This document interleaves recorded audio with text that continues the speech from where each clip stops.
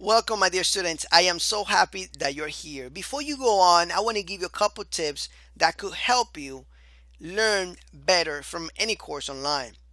So, the first tip is set a daily goal for your lectures. All right, if you're too busy, you know, look at the time that you have to learn and set a goal. If you can watch one video a day, two videos, or three videos, write it down and say, you know what, I'm going to watch three videos a day for this amount of days, and I'm going to finish the course in this day. You see, goals are super important because they show you a way, they show you a target, they show you exactly where you're going. You see, sometimes we join courses out there and we don't write our goals, and we take a whole year to finish a course that can be finished in 30 days. All right. So setting a goal is a smart way of actually finishing what you start. So this is my first tip. My second tip is to take action. All right. Take action as you set your goal. Immediately start taking action. Don't wait for next week or in 2 weeks because those times are not gonna come back again to you. In 2 weeks you can watch so many lectures. All right. So why not do it? Just take action already. Stop procrastinating. Second, the third thing is to keep motivated. And when I say keep motivated, I mean remember why you started the course. I know we get involved in our jobs and we're so busy with our personal lives that sometimes we neglect education. We neglect courses like this that will give you skills to help you make more money, to even help you get a job, a better job. So why forget that? Keep it in your mind all the time. This is how you can keep motivated to finish what you start. And lastly, finish it. All right. Now, let's say, for example, you have taken a course and you are 2 weeks from finishing the course. Why not just go ahead and finish it instead of you waiting, all right, for 2 more months to take some more lectures? Just finish it already. Don't wait for it. All right. Time is very precious. But anyway, I hope these tips can help you, like they have helped me over the years, achieve many great, successful adventures that I set myself to. And I would have never have done this successful adventures without setting goals. And most importantly, without taking action. And in some of the my depressing times, keeping motivated by thinking about the results that I was going to get when I finish those skills. But anyway, I want to thank you again for being my awesome student. And if you need any help, all right, I'm here for you. Take care, and I see you in the lectures. Welcome back, my dear student. In this lecture, I wanted to explain to you in a very, very easy format what Code Igniter actually is. I don't want to overcomplicate things, really. Code Igniter is just a framework. It's just a file with a bunch of classes and functions and many other things in there that just makes things easier for us. All right, these functions are already predefined for us. All right, even though PHP already predefined a whole bunch of functions to make it easier for us, Code Igniter is actually another file that we can use with many classes, many even properties, objects that we can use with PHP together to write code a lot easier, to make code more flexible, to make code more secure. All right, so let me actually show you. So what I'm going to do right now is I'm going to go to my best friend right here, which is Google. All right, I'm going to click on this tab right here because I think I already visited this. All right, so this is the codeigniter.com website right here. This is the website. All right, we can download the Code Igniter from here, read the manual, view the forums, or even go on GitHub from here, right? We can do a couple things. One of your best friends besides Google right now at this point, this is my best friend. Maybe I'll change it later on. But one of my best friends is documentation. All right, this will tell you everything you need to know about anything. So you click on documentation and you go and view the user guide right here. All right, maybe in the future they'll change it, but you can always find documentation for any framework in their page. And anything you want would be here on the right side. You can search on it like this, database, enter, and then you can read about anything you want, right? Now, let's go and find out a little bit about what MVC actually is. Code Igniter is not hard to get. All right. So I'm going to type in CodeIgniter Overview MVC. I'm going to click on this first link. But before I do that, know that CodeIgniter, all right, is one of the most popular frameworks out there, and that's why I'm making this course. So I'm going to click here. I'm going to explain to you all this content that they are actually making a little bit more complicated than what actually is. So Model View Controller, or MVC, means that we're separating the logic from presentation. All right, we're separating all those really advanced code from that user presentation, from the page, from the HTML page. All right, so for instance, this page right here could be a view. All right, and if I click on a button right here, this could communicate and will communicate with a model and with a controller. Now, I know you don't understand exactly what I just said right now. I'm just giving you some general information before I explain it to you. All right, so we start with the model. Model is a folder in this framework, which I'm going to show you in a minute, that will contain all the classes that will do things that will communicate with our database. All right, so we could have a user model, we could have a form model, we could have many different models. Those models would be classes, and inside those classes we will have functions, of course, right, and properties and all that. All right, so basically what this whole framework is doing is separating these classes from the view classes and from the controller classes. Now, the view classes are going to be classes in charge of presenting the HTML code, right? These are going to be functions and, properties, whatever. All right, these files are going to be what you see, all right, out there, like the header, the footer, any web page you can think of. This will be in the views folder, and I'll show you that in a minute, of course. Now the controller, and we're going to be using this along with the model if we use databases, is basically the middleman. The controller will be where we will write our functions, our primary functions, and we will say something like, I want you to show me a web page, all right? I want you to show me a view, all right? But at the same time, I also want to get some information from a model, all right, and then transfer it to a view. So this is going to be the controller. This is going to control everything. It's going to control the views, and it's going to control the models, the databases, and the web pages. And that's all. All right, don't overcomplicate it. Don't think this is science fiction or whatever. This is very simple. It's just that they divided this, all right, into this structure: web pages into databases, web pages, and the main functions that control this too. All right, and you're gonna see, and all you have to learn basically is the syntax, is the way we write functions and things like that in the CodeIgniter. And this is why I created this course, because I'm going to show you how to I'm going to show you the syntax that CodeIgniter uses to communicate with this, to get views, to get models, and to use controllers. All right, we're gonna be using all these three very, very soon, and I'm gonna show you how to use it. All right, so anyway, I think I'm done explaining to you, giving you the general information about what CodeIgniter is and what MVC really is. All right, so basically, if you want to leave with some information out of this lecture here, just know that basically Model View Controller, or MVC framework, is just a separation, all right, of your code into these three different categories: models, views, and controllers. All right, and that's all. And you're gonna see this in the file structure in the upcoming lecture. Thank you so much, and I'll see you then. Take care.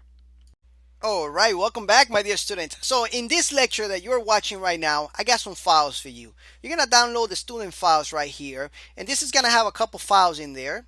All right, and I'm gonna try to update this as we go. Okay, so know that here you will have a file called assets, one called CodeIgniter. This is the version that I'm using for the course, and that would be great if you download this version instead of downloading the current version that is available to you, so that way you can follow the course along with me. All right, just know that the core functions and method of CodeIgniter will not change as much, so the foundation of this course can apply for many future versions. All right, and I'm always keeping updates on the course anyway. So if some major update comes to me from CodeIgniter, I will update the course. But anyway, you will have a couple files here, and then you will have something called the exercise files.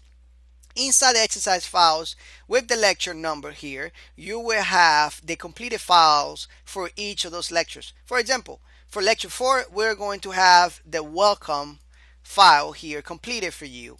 The 5 will be completed, the 6, the 7, the 8, along, and I will keep updating this as I make lectures. Since I'm always updating my courses, you can probably see by the time that you download these exercises, you're gonna probably see more files here. All right, so anyway, thank you so much. Make sure that you download this file called student files. It's gonna be a zip file. Download it from this lecture that you're watching right now. So anyway, thank you so much for always being my student, and what can I say? See you in the next lectures. Take care.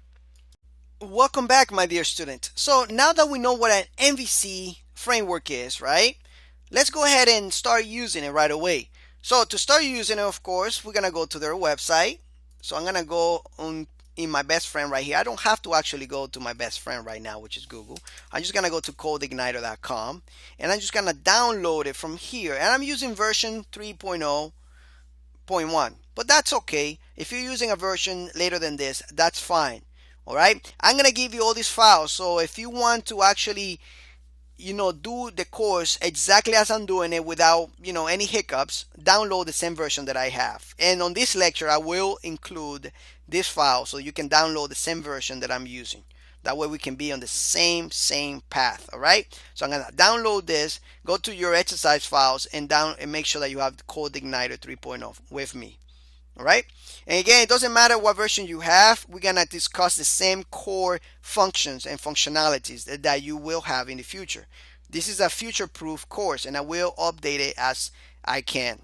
All right, I'm gonna be updating this course all the time. So go to your htdocs, which will be your XAMPP installation or WAMP installation, whatever local server development you have. Go there, create a folder. I'm gonna call this folder CI, which stands for CodeIgniter, of course. And I'm gonna drop in this CodeIgniter zip file that I just downloaded from codeigniter.com. I'm gonna unzip it right there, and I'm gonna grab all the contents from it, and I'm gonna put it in the root of the CI folder right here.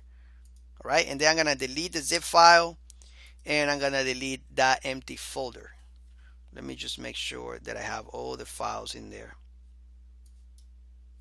That's okay. I have some hidden files that are showing. I usually do that with all my computers. What I do is I go on Google when I forget how to do it. Of course, I already know how to do it. I go on Google and type in, show hidden files for, let's say, Windows 10 or Windows 11 or whatever, and I will turn on those features so I can see my hidden files and I can see my hidden extensions from my files. All right, so that's a good thing to do. So I'm gonna delete this empty folder. I'm gonna have CI and all the contents of that zip folder right here inside the CI folder. All right, now I can go to localhost, and on that folder you can see that we have installed CodeIgniter. All right, so the page you're looking at is being generated dynamically by CodeIgniter. Isn't that great? All right, so we have successfully installed CodeIgniter. That's all it takes. All right, so I'm gonna make this lecture short, but on the next lecture we're gonna actually get into the code and find out exactly how models, view, and controllers actually work, and all the setup that we need for CodeIgniter. We're gonna be doing that in the next upcoming lectures. Take care, and I'll see you then. All right, welcome back, my dear students. So now that we have this page here, what next, right? Well, we need to actually put this file CI into our code editor, right? So we can start looking at the code. So I'm gonna go to my htdocs, and I'm gonna drag my CI folder into my code editor, which I'm using, by the way, called Sublime Text. All right, you can use whatever code editor you like. It really doesn't matter. As long as it's an okay code editor that you can see your errors and syntax highlighting, beautiful. So right here, we're gonna inspect Code Igniter. I'm gonna find out exactly what this fuss is all about, what is talk about Code Igniter, you know. So here inside the CI folder, we have a couple folders: application, system, user guide. All right, this is user guide folder will have basically the same information we have on the website for Code Igniter. This information right here, documentation, user guide. This will be the same thing that you will have in your in this folder, user guide right here. Click on it and you can see that in my local host I have the same information we have here. So we actually don't need that if we have internet. If you don't have internet and you want to keep this information with you all the time, that user guide, keep it. I'm going to right click it and delete it. All right, it's just taking space there. I really don't need it. Now these folders here, you don't actually need to touch. All right, these are the core files for Code Igniter in the system folder. So we are going to be playing around in the applications folder. All right, this is where everything happens. So let's go to that local host. Let's go right here to that folder, CI right here. So what is this page? This is a welcome page, and this is actually a view. All right, what you're seeing right now is a view. Of course, it's a view because it's a web page, right? And we talked about that. So how is this being dynamically generated? How is this actually happening? Well, as you can see right now, look, it says if you would like to edit this page, you'll find it located at views and welcome. Of course, we have to go to application where the magic happens, then to the views folder, and then welcome underscore message.php. So let's go there and find out. So application, we are there, then views, and then welcome underscore message. Wow. So we are here, guys. Look at that. So this is all the text that we see on that page. Beautiful. So if I wanted to change the title here, I just say welcome to Edwin Diaz course, CI course, and save. If I go back to that page and refresh, we can see that it changed. Beautiful. So, all right, Edwin, now you show me how to do this. What next, right? That's what you might be asking yourself. Okay, perfect. This is not very exciting, but I can guarantee you it's going to get exciting. All right. So how is this view being generated? It's crazy, right? Because it's in a folder called views, and right here on top, we actually don't see that anywhere. I can't just come here and say views and type in the file name, right? Enter, you see it doesn't find it. And if I go here, it doesn't find it either. All right. So this is being generated by something called the controller, and we talked about that. So let's go to the controllers. And where are the controllers? In the controllers folder. Remember, it's three things: controllers, models, and views. All right. So if this view is being generated by a controller, how is the controller doing it? Let's go to the controller, which is welcome.php. We click on it and we can see that the controller is just a class called welcome. All right. And this class is extending the functionality of another class called the CI underscore controller, which is the main class for every controller that we are going to be creating. So every controller is going to be doing this, extending the CI controller. And you can have as many controllers as you want, of course. All right. Basically, we will have a user controller, a task controller, a form controller, whatever controller you want, right? Whatever functionalities you want to separate. Of course, we want to separate the user's controllers from the form controllers, right? It's just common sense, right? So right now we are extending the functionality. We're using a default method or function called index. And what this index is doing is loading everything right away when the page loads. And what is actually loading right now is a view called welcome message. This keyword, this word here, welcome underscore message, you can notice that it's the same as this file right here, welcome underscore message, without the .php, which is the extension. It doesn't have the extension. It doesn't need it. So in order for us to load a view, we need this whole code right here without the extension of the file. We need the file name and no extension. All right. We're always going to be using the this keyword here. All right, to refer to whatever is on this class right here, or in this class, of course. So we use this, and then we use load. All right, and then the method view. This method view will load that view, that page. It's basically like including it in a way. All right, that's what basically that class, that method is doing. All right, so if I take this off here, and I'm gonna comment that out, and I'll say something like echo, this is the welcome controller, and put my semicolon here, save. We can come back here, we can go to CI, of course, to the root, and we can see now that we are not loading a view, we are actually loading just this text. Not loading it, but displaying this text, because that's what I'm doing right here in index. All right, only this method would do that. If I tried and make another method right here, and I say public function test method,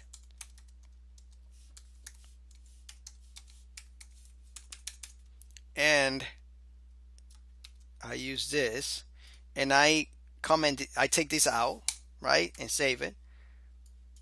Watch what happens. Enter.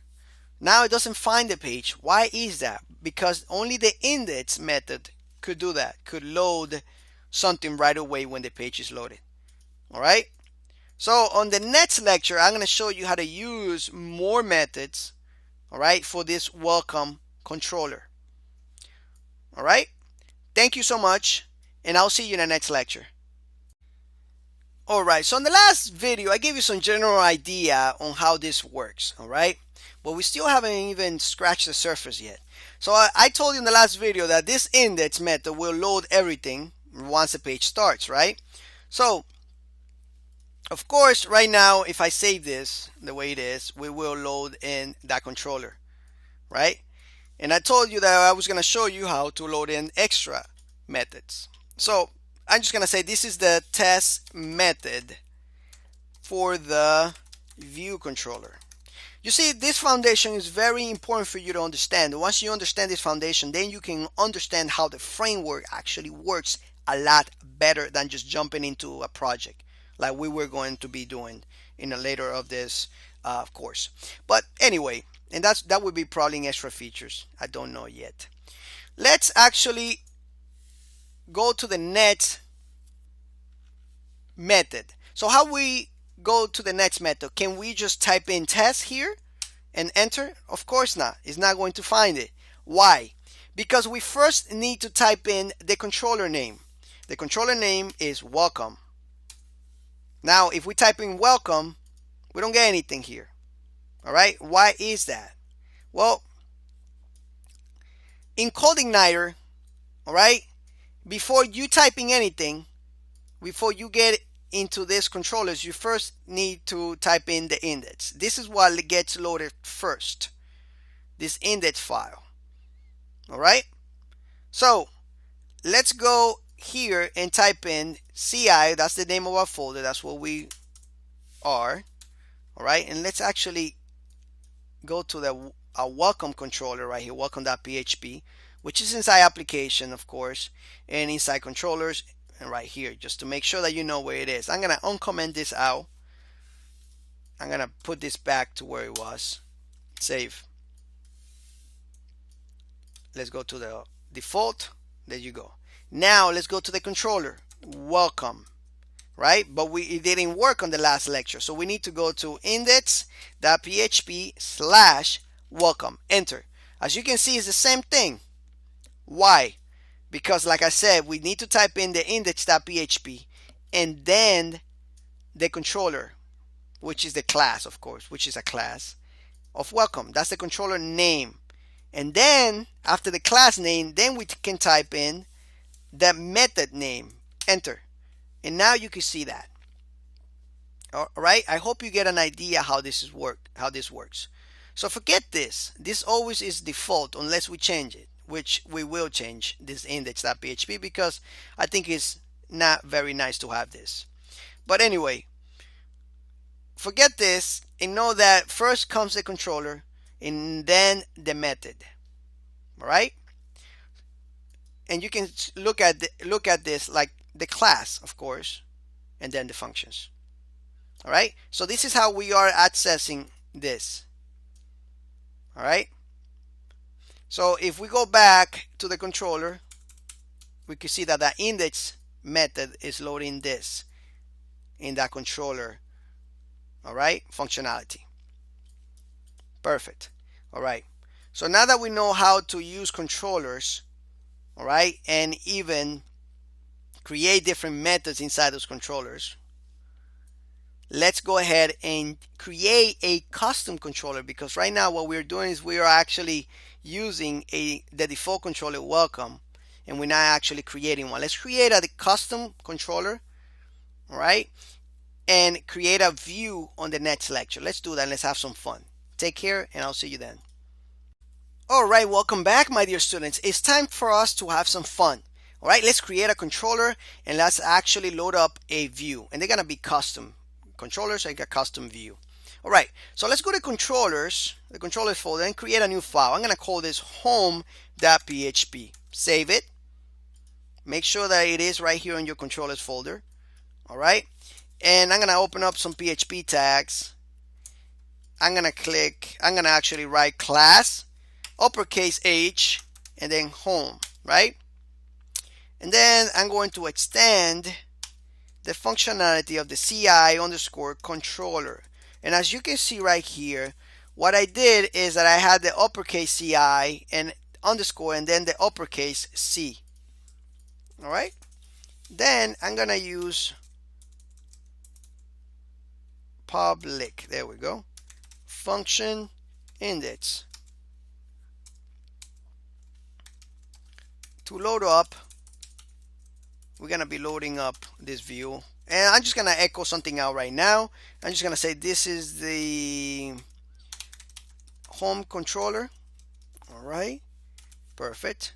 And now here, if we go to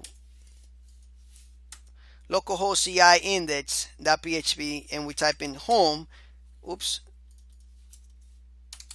we can see that we are using that controller. Beautiful. So it's working. Now let's actually create a view. So I'm going to go to views.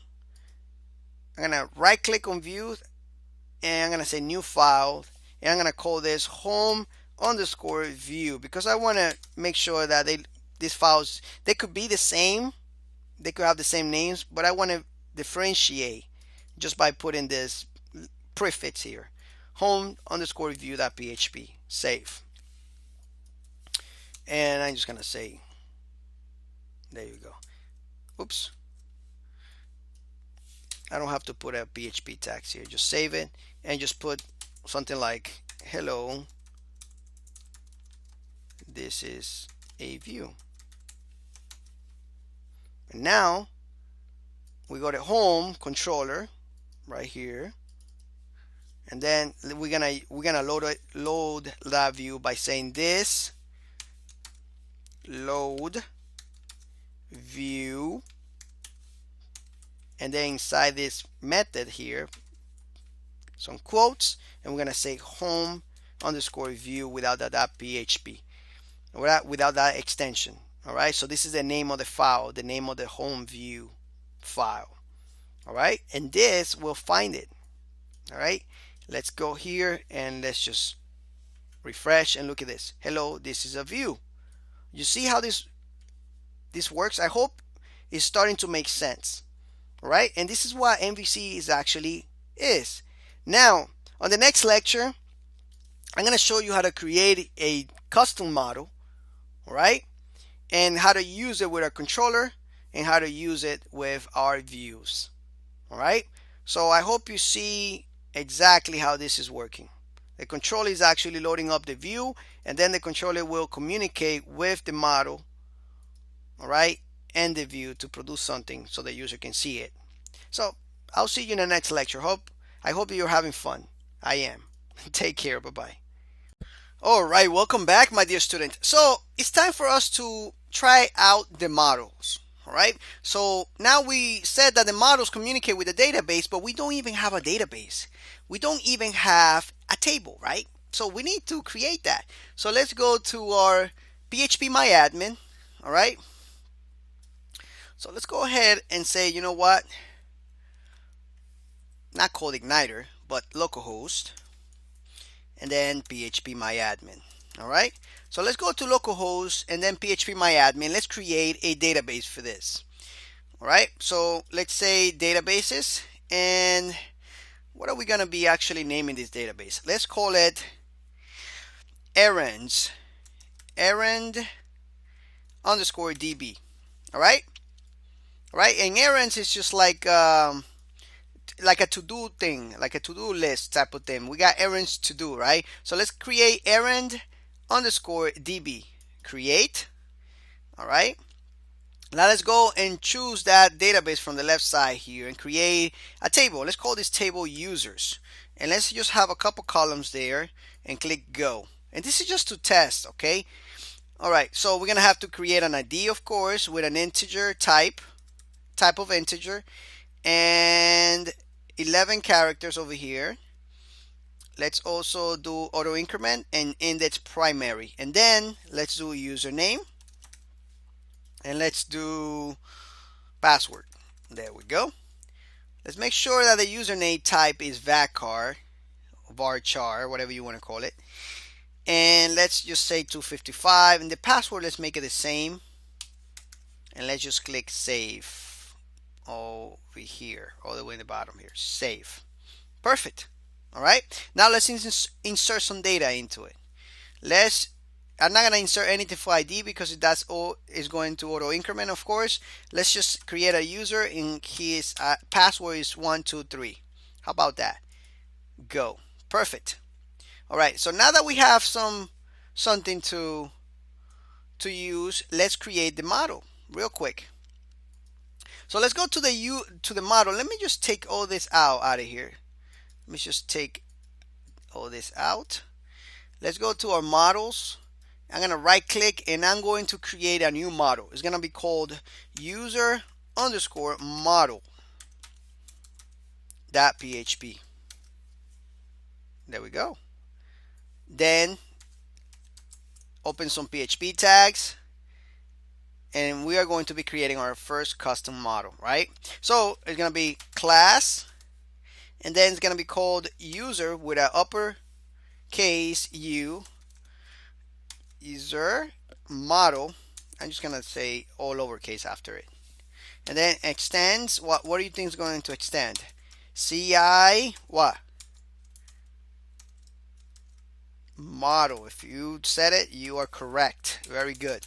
All right, perfect. So now we have created our model class structure right here in the first model. We need to actually put some functionality into it so that way we can communicate with the database. On the next lecture, I'm going to show you some of the most popular syntax examples here to communicate with our database. All right. Anyway, thank you so much for watching this lecture. On the next lecture, we're going to keep having some more fun. So keep active, keep practicing, keep coding. See you in the next lecture. How you doing, my dear students? I hope you're doing great. Welcome to this lecture here. You're going to have a lot of fun and you're going to learn a lot. Now, on the last lecture, we have created a user model, right?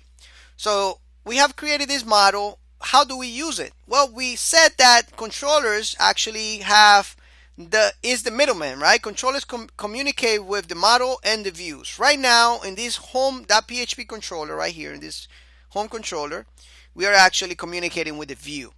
Let's create a custom controller to communicate specifically with this user underscore model.php file, right? Or this user model class. So let's go to controller and click new file. All right.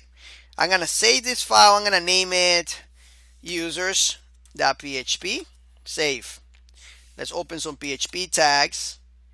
I'm going to my controllers. I'm going to copy from the home controller all that code. I'm going to paste it in here. Make sure I have my bracket, my ending bracket there for the class. And I'm going to delete this home text. I'm going to replace it with users. Make sure that your name of this class is the same name that you got right here. All right? All right, perfect.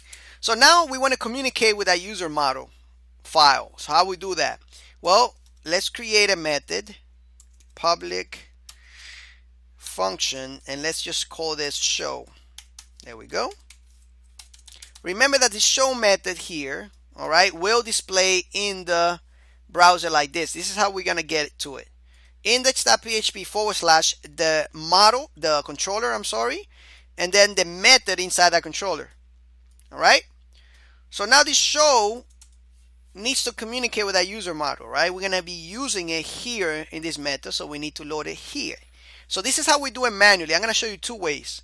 First way is how to do it manually, the way we are going to be doing it right now. And then next, after that, I'm going to show you how to do it by the moment that you start your application. So manually goes like this. Always use this keyword here to refer to its class, to this class methods, just like we do in regular OOP. This load, similar to the view, but instead is going to say model. That's going to be the function that's going to be displaying the model. And then here we put the name of that file, user_model. Beautiful, right? That's how we load it up. All right. Now, in order for us to use it, it's super simple. But first we have to have some type of function here to use it, right? So let's go to the user_model and let's write a function that's going to communicate with our database, right? So we're going to say something like public function. I'm going to call this display_users. Or you know what? Get users. All right. There we go. And now here is where we're going to be writing our query that's going to communicate with the database. So as you can see, the model here, the model has methods that are going to communicate with our database, straight to our database. Here in the controller is where we load it up, and then we use that function right here. So we use that function like this. This is how we can get those results back here. So we would say something like this: this user model right here, like this, right? And then once we get that, then we type in the name of that like this, and we can use it. All right, we can return values from it. All right, or you can just not return values from it, right? And just call the function straight. And we can just put something like this, assign it to a variable here. It says result, for example. Excuse me. All right. So hopefully you can see how this works. On the next lecture, we're gonna write our first query. All right, using the MVC CodeIgniter's MVC syntax. All right, to communicate with our database. So you're going to be learning a lot of CodeIgniter syntax, and that's going to be next. Thank you so much. Hopefully you are understanding how this works. I'm trying to be as thorough as possible. All right. See you in the next lecture.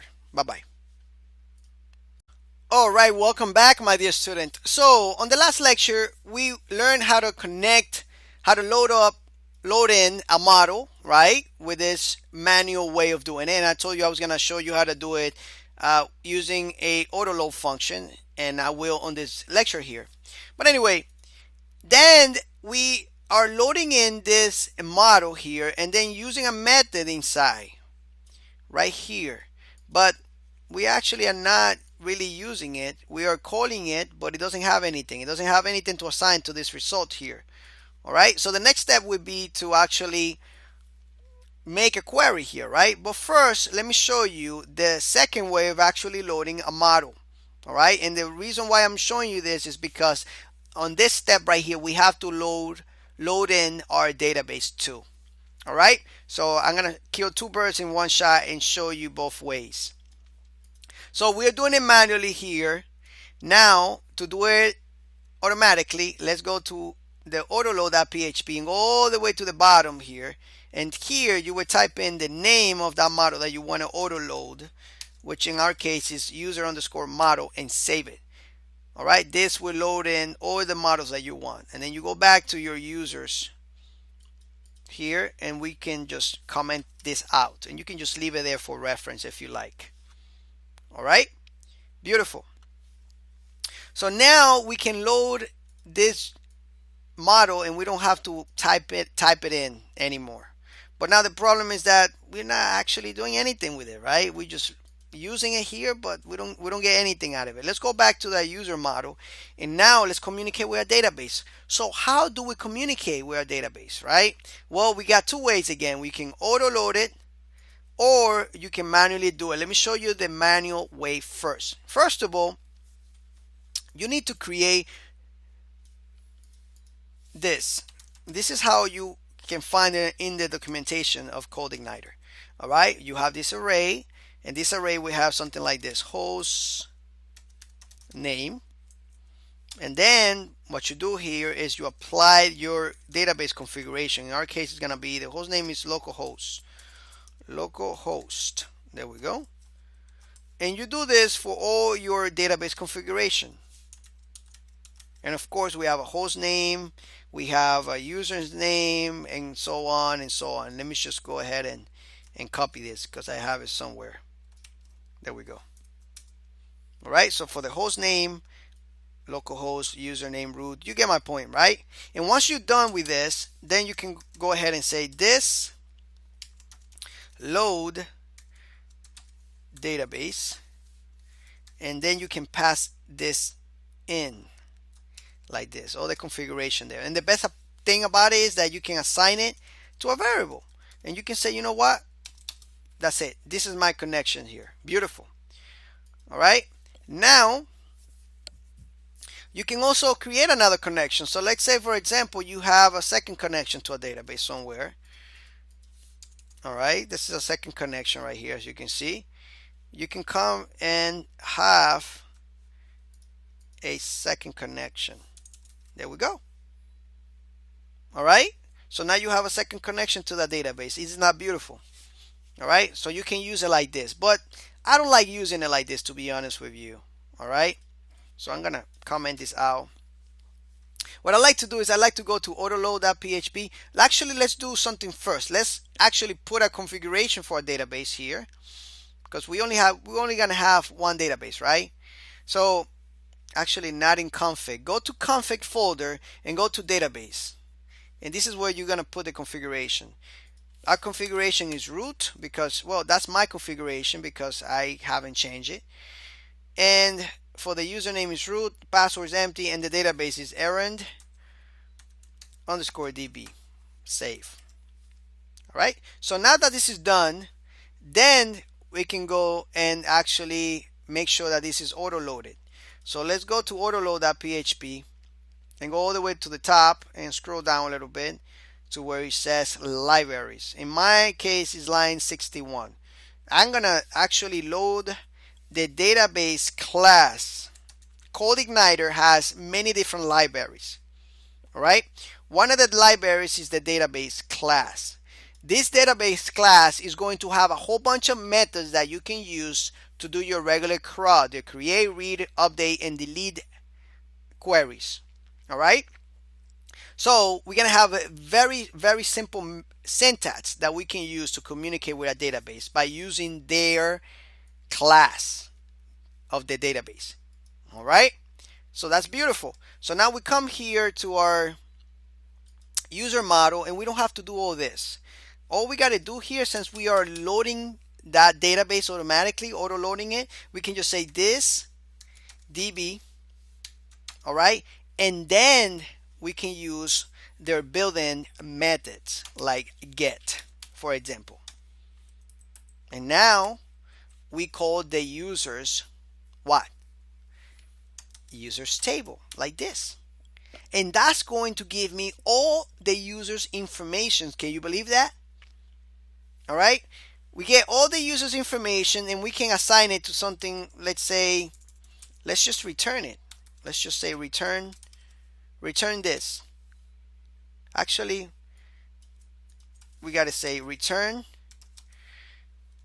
and let's just say let's assign this to a query like this, and we're going to say return query, and we're going to use this function called result right here.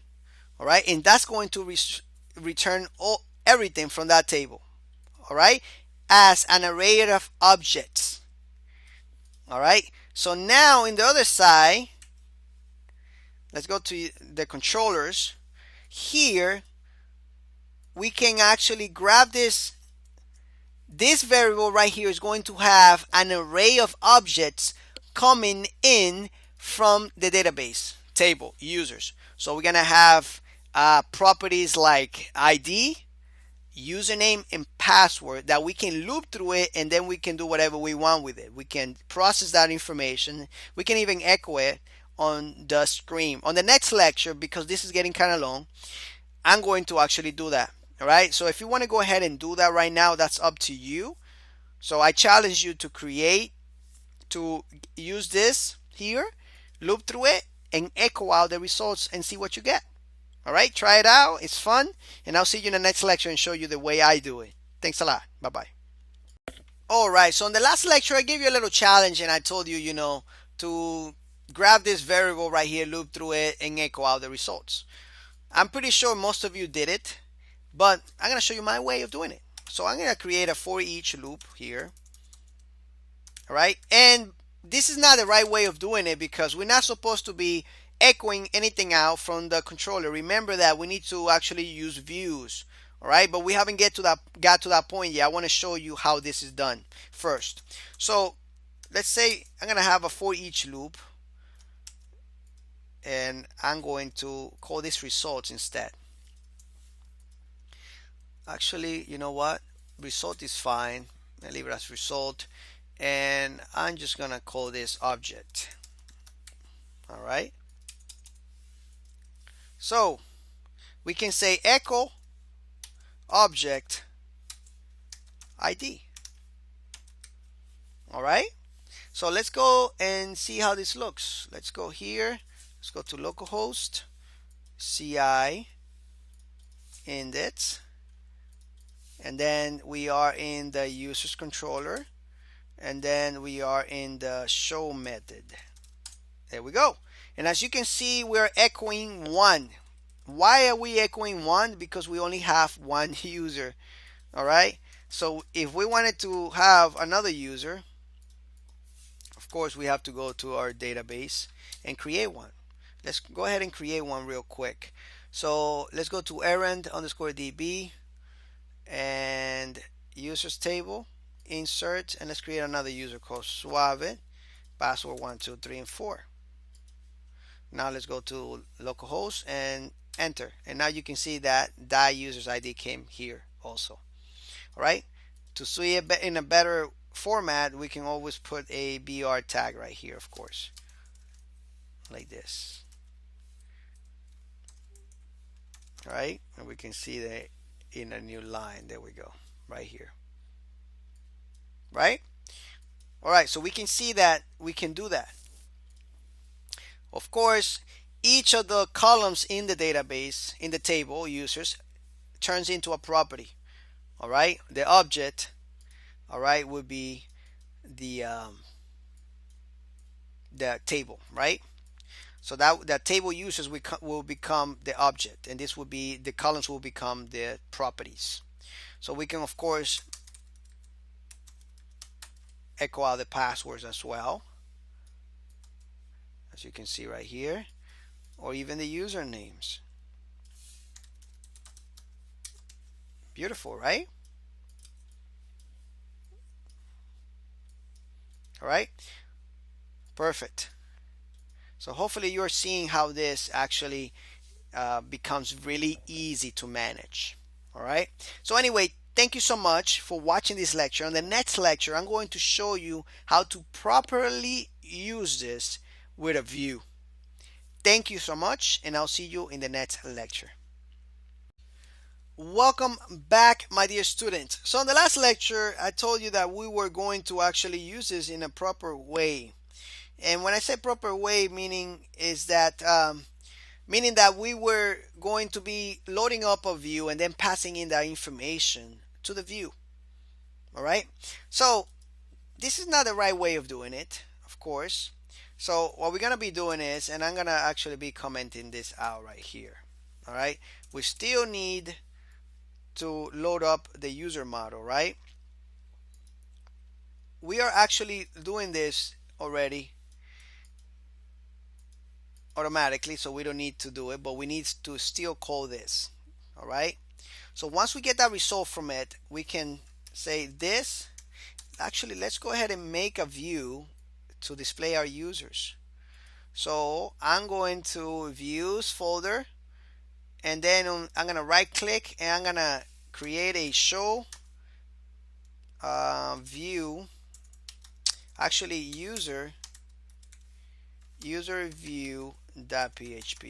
There we go. Let's create a view for our users too also. All right, perfect. I'm going to actually put some HTML in there. All right, like this. Save.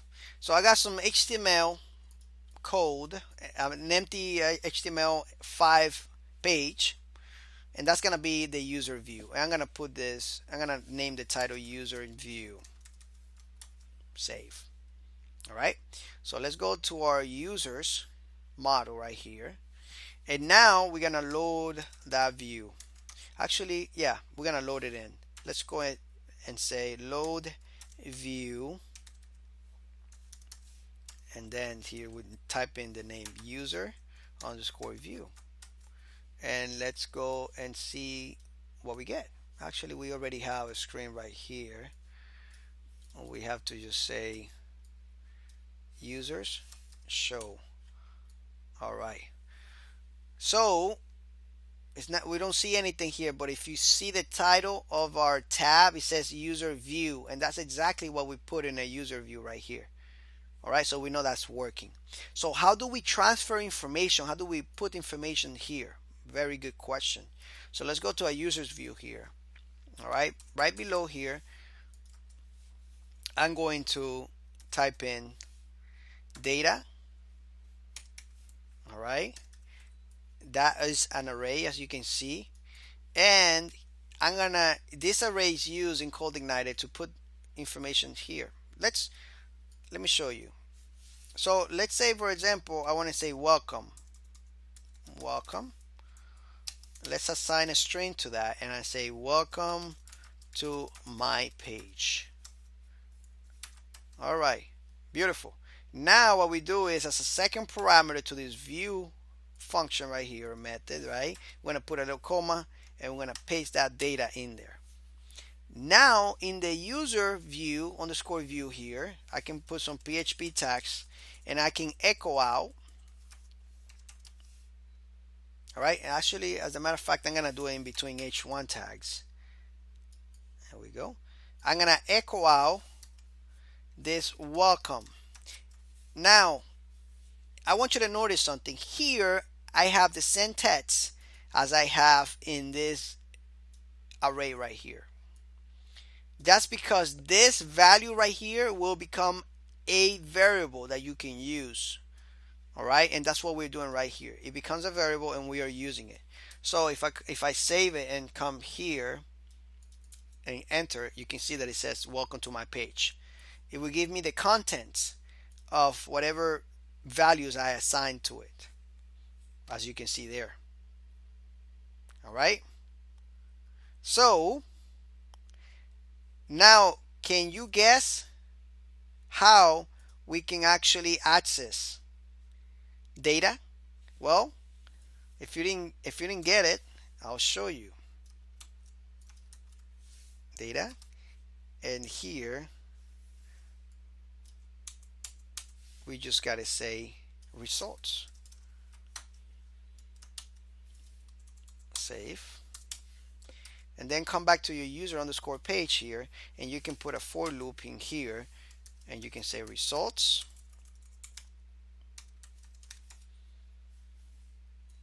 as object, for example, and then you can just loop through it, right? And you can say something like echo, the same thing we did over there. As a matter of fact, you can just copy and paste it here, but I like to do it the hard way sometimes. All right, and then you can come here and say enter, and as you can see, we are displaying the passwords for you for each user. If you want to see it more clearly, you can just put username, concatenate a br tag, enter. All right, and that's how you do it. Beautiful. So as you can see right here, we are keeping the MVC pattern intact. All right, we are using a controller, all right, to communicate with our model, which is right here, that is actually making queries to our database. All right, we're getting that result back, we're returning it, and then we come back to the model again, and here we are using that data, all right, array to transfer that information to the view. So we are loading in the view. Controller, all this is the controller communicating with the model and then communicating with the view. As you can see, the controller is the middleman taking care of everything here. And this is what the MVC pattern or structure or frameworks actually is. All right, don't get confused, don't get over, it's not complicated. It's just that they are separating logic from presentation here. All right, controllers, models, and views. As you can see, this is how it works right there. All right, thank you so much. Hopefully you understand this, and I'll see you in the next lecture. Hi, welcome my dear students. I am so glad that you made it to this section right here, and you're gonna love this section because we are going to be dealing with databases here. All right, we are going to be learning about the CRUD, and if you don't understand what the CRUD is, here we go. The CRUD stands for create, read, update, and delete. All right, so if you love creating communication between PHP and the database, if you love messing around with this, all right, but you don't want to do all the work that native PHP offers, which is a long list of queries, then you're gonna love this section here. Anyway, thank you so much for watching these lectures, and keep motivated. I see you in the next lectures. All right, welcome back my dear student. So we're gonna continue learning about how to communicate with our database, since this is actually super important. All right, I want you to get this, I want you to know how to do this, and we're gonna concentrate, all right, focus on the CRUD: create, read, update, and delete. Once we learn that, then we're gonna continue building on that knowledge by using controllers in a different way, using models and things like that, so that way you can get some more experience on it. All right, we might build a very small project of logging in, and maybe we'll extend that project like I usually do on all my courses. All right, I usually make a small introduction, then I end up with a big project at the end. But hopefully I can make this course enough information that you can get some experience, and then you can go flying on your own. All right, so anyway, I am in the user model. All right, I'm gonna actually, all right, I'm not gonna take this off because I'm gonna actually use it to, I'm gonna take the database out of here because we don't need it anymore. And the auto load, I'm gonna take it out for the moment. All right, so anyway, on the user model here, we see that we are actually using this helper method here called result. Now this helper method or function, whatever you want to call it, all right, returns an object, an array of objects back to us in the user's controller here. All right, we assign it to this and we pass it in here. We talked about that. Now the thing is that we can also, all right, use this differently. Instead of using the get, all right, we can come here and say this. And I always like to, if you see, I don't copy and paste too much sometimes because I always like to get used to to whatever framework I'm working on. All right, so that's why I always write it, and I encourage you guys to always write down your code instead of copy and pasting too much. All right, so this DB, and we can say query, and some of you have seen me using this in some of my other courses, this function here, and basically it works very similarly. We just say select everything from users. There we go. All right, and then we could say, and we can actually assign it to a variable, and we could, if we wanted to, return not the result but return the query. I'm gonna use a method here. Let's see, another method helper, num rows, just to give you an idea. Num rows. And there we go. Save, and then come back here, enter. Actually, this is not it. Sorry about that. Let's go back here. Let's go to our users controller and then show, and we have a, all right, I'm sorry about that. Let's go to our users here and here. All right, and we need to paste, comment that out, and then we need to echo out results. Actually, if we echo out results, I think it will come out good. Let's just echo it out. Results. Let me see. Enter. There we go. And we can see that we have the number 2. That's because we have 2 rows in our table, right? We could also come back to users, to user model, and instead of rows, we can actually use something else. We can use fields. I'm gonna comment this out, and this time I'm gonna paste it, and I'm gonna change this to fields. All right, and then we come back here and we say enter, and now 3. What is this bringing to me right now, to us? What is this showing us? Why is the other one 2? Well, the other one was rows, and fields will actually give me the columns 1, 2, and 3. Right, and these are how many columns we got in the users table. All right, so that's what fields, and you can make a comment here. This will give me the columns number, whatever. All right, so make some documentation there if you are new to this. That will help you out to remember this stuff. This will give me the rows number or count, just to make it better for you. There we go, count. All right, like this. And you can make documentation for everything else there. I just don't want to make this lecture too long watching me slow typing this. All right, so that's what that num rows and num fields would do. And as you can see, we're using this method here called query, or this function, and we are actually selecting all from users here, writing our query on ourselves. All right, instead of depending on the get. All right, so in the next lecture I'm going to continue helping you get more knowledge and learn how to do more CRUD syntax, learning more syntax from CodeIgniter. All right, thank you so much, and I'll see you in the next lecture.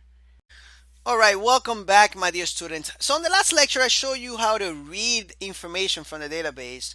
Let's actually show you how to do something else. So let me just comment this out real quick here. All right, and we are going to be,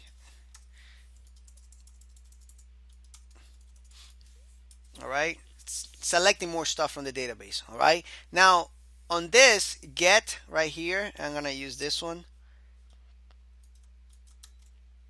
and the results right here. On this one here, we are selecting everything. What if we wanted just to select only based on certain condition? Well, we could do that. All right. So CodeIgniter offer us some other syntax that we can use instead of get. All right. We could use get along with something else called where. So we can say this db where. All right. And then we can type in here, let's say, for example, we get a user ID on top here. All right. And we can say where ID, which is the column in the database, comma, equals this user ID right here. All right. Beautiful. So we type in this first, this db where ID equals the user ID. And then we still get the users table. All right, we make that query. Now let's go back to our view because we need to comment that out and uncomment this. Save. Now we need to pass in the user's controllers the ID that we want, right? So we need to pass in the ID right here. All right, so what ID we want? We want the ID number 1. Save. All right, so let's go here and enter. Now you can see that it is actually getting the what? The username out of that ID of 1. If I switch the ID to 2, save, we are getting the Suave username, the second user. All right, we can also pass in parameters in the URL like this. Let's say, for example, we say user ID here, and then we'll get this. Remember, we are in the user's controller, right? We'll paste that in there, and of course we don't have that, so what's gonna happen here? We're gonna get an error, a nice pretty error. All right, styled by CodeIgniter. But how do we pass in this user ID then? Well, since we are using it right here in the show, it only makes sense to pass it in right here. /2, enter. That was weird, right? But this is how you do it in CodeIgniter. All right, so we pass in this get request for Rico. All right, it comes in here, and then we can of course use that same user ID to pass it into our user model. That's gonna take care of it. All right, and do this query and return back the result, and then we can see it on the view here. All right, but remember that we are loading the view right here, and whatever result we get from the user model, we pass it into this array that we're using to pass in the data here. Hopefully you are getting this. If not, stay for 30 seconds and I will explain it again. If you already know how this works, go to the next lecture. All right? All right. So let's do this again for the 30 seconds or maybe a minute for those of you that did not understand it. For those of you that understood it, jump into the nets because I don't want to bore you. But anyway, so we got the controller here, right? We are passing in this variable here. It could be a static, but right now we are using this right here. All right, this is gonna come in a string number, right, to here. All right, that's the way we use it. Now we can use it anyway down here because we are getting it right here. Okay, that's fine. So we are using that. We got this variable available, right? So here we got the model loading automatically, remember, in the autoload.php. So then we use it right here, user underscore model, because we type in the name of that model. Since we are loading it automatically, we can use the name of it to refer to it. And then we're referring to the get users method inside that user underscore model. All right, so this is the get users method. Then we're passing in this user ID that we have right here, right? We're passing it in. Now from this user model, we make all this code happen, right? We get the ID where ID user equals user ID. We get it from the table. We get all that record back and we return it. So we return this in a result of objects. All right, if in an array of objects, return it back to controllers, and then whatever we get back from here, right, from this function, we save it into this data array right here. All right, and then we transfer that data as a second parameter into the view that we are loading right here. All right, in the second parameter we pass in this array. All right, and then in the user view we are actually receiving that data. Remember that whatever we have here, that's going to be a variable. We are using that variable right here to loop through it because remember, this is an array of objects now. So we loop through it, all right, from that array, and we get that as an object now that is going to have the properties. And the properties are basically the columns of the table users. So in this case, we are actually using object because we are making this variable dynamically right here. So we're using that variable to access the properties or the columns of that table. In this case is username.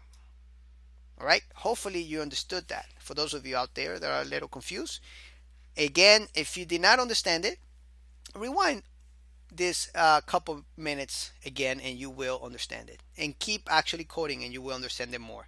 Thank you so much for watching, and I'll see you in the next lecture. All right, welcome back, my dear students. So now we are using our models, views, and controllers the way it's supposed to be. Let's learn some more syntax when it comes to making our queries, right? So we got this query here, where, using the where function or method, right? Where ID equals user ID. Let's actually learn another way of doing this. So another way of doing this would be, and I'm going to put this actually in the bottom here, would be something like this. This DB, of course, that's the object, right? And then we say where, and then inside here we put an array, an associative array, and we say where ID equals the user ID. Look at this. Beautiful. And this will give us the same results right here. Now, of course, we are missing a parameter there, but if we pass in the parameter, enter, we can see that it still works. And if we make any mistakes, oops, sorry about that. If we make any mistakes right here, let's say this is not, let me show you that it is working. Let's put an S right there on IDs, and we come here, enter, you can see that we get this error. All right. So as you can see here, and you can also use more parameters. So let's actually take this and put it like this right here. All right, so how can we pass more parameters? We put a comma, and we can say where username, all right, equals whatever username we pass in. All right, and we don't need to put a comma on the last element right here. All right, so we're saying where ID equals username, and where ID equals user ID, and where username equals username. All right, so we're putting two conditions in this array. All right, so here we could put something like and then we say username. There we go. And then we come back here and we pass a username here. I'm just gonna say, I'm gonna pass a static string here, a value, and the user ID would be number 1 for Rico. So enter. You can see that it shows me that one, but if I put 2 here, then we don't see anything because the condition does not work. All right, so it has to be both conditions for it to show me this. All right, if I pass in, let's say something like Suave here, and I have the Rico's ID, which is number 1, you're gonna press enter. I don't get anything because the condition does not meet the condition. As you can see right here, Rico's ID is 1, so that's what we're passing in here, 1. But then when it gets here, it says, okay, we got the ID number 1, and then we're passing in Suave to the user model, and the user model compares both of them here, and it comes out to say, you know what, it's not true. So we can put something like we can put a query here, and when we return it, it's going to return false because one of these is not going to meet, it's not going to meet one of these conditions. All right, so it's going to return false. All right, so I hope you understand how that works, and we can use the same thing for other queries, and I'm going to show you that in the next lecture. All right, so anyway, thank you so much for watching this, and I'll see you in the next one. Have fun. Take care. All right, welcome back, my dear student. So now we know how to display users or get information and select data from our table, right, in our database. And we can even pass in data to our view and all that great stuff. Now it's time for us to actually learn how to insert data into our table in our database. So here in the users controllers, right, what we're going to do is we're going to create a method that is going to be able to do that. So let's say insert, let's call this method insert. And here what I want to insert is some information. All right, so when we visit this controller, all right, it's going to be inserting some information. Right now we're going to be using static strings, right, but later on we're going to be using information from a form to log in and do other things with it, right? So right now what I want to do is I want to say this actually, let's create a model for this. Let's go to our user underscore model, and let's just call this, let's create this model because this is the way to do it, and let's call this create users. All right, perfect. And here we're just gonna say this db insert. All right, we're gonna come to this in a minute. All right, but first let's go to the model controller right here, and let's actually take this information there. Let's just say this underscore user model insert. Actually, it's called create users right here. Create users, and we're gonna pass in an associative array inside here to create users. All right, so we have this code right here. It's not doing anything right now, it will in a minute. This is a default, this is the insert syntax that we use to insert information to the database. We call it igniter. This is the object and this is the method insert. All right, so remember that we're using this object because we are loading this auto loading this from the autoload.php, the library database. All right, that is where we get that object, and this is where we get this insert method also. All right, but anyway, let's go to our users controller here, and what I want to pass in is the username, and we're gonna do this as an associative array, and the username is gonna be Peter. All right, actually I'm gonna use single quotes. So it's gonna be Peter, and it could be also a variable. So let's actually make it a variable. That way you can see it like that, Peter, and then let's make another variable called password, and the password is just gonna be secret. There we go. And instead of this, we're just gonna say username right here, put a comma, jump to the next one, and the password. And this here, this key is gonna be the column name in the database or in the table. All right,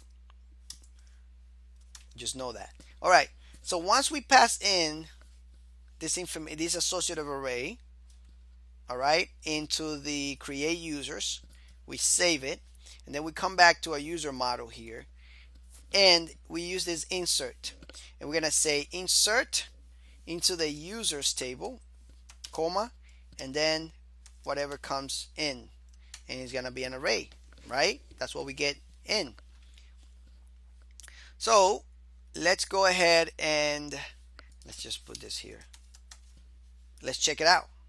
All right, so let's open a browser window. If I can find one open, that would be nice. All right, and let's go to localhost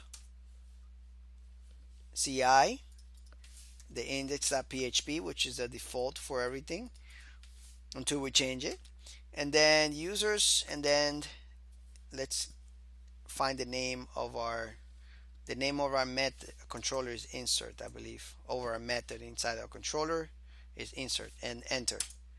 That supposedly added a user. Let's check it out. So we got our default users here that we have from the beginning, Rico and Suave, ID 1 and 2. Let's refresh and let's see. And now we got Peter and Secret.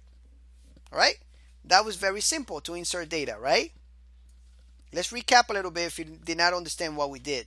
So we came to the users controller here, and if you did understand, go to the next lecture. All right.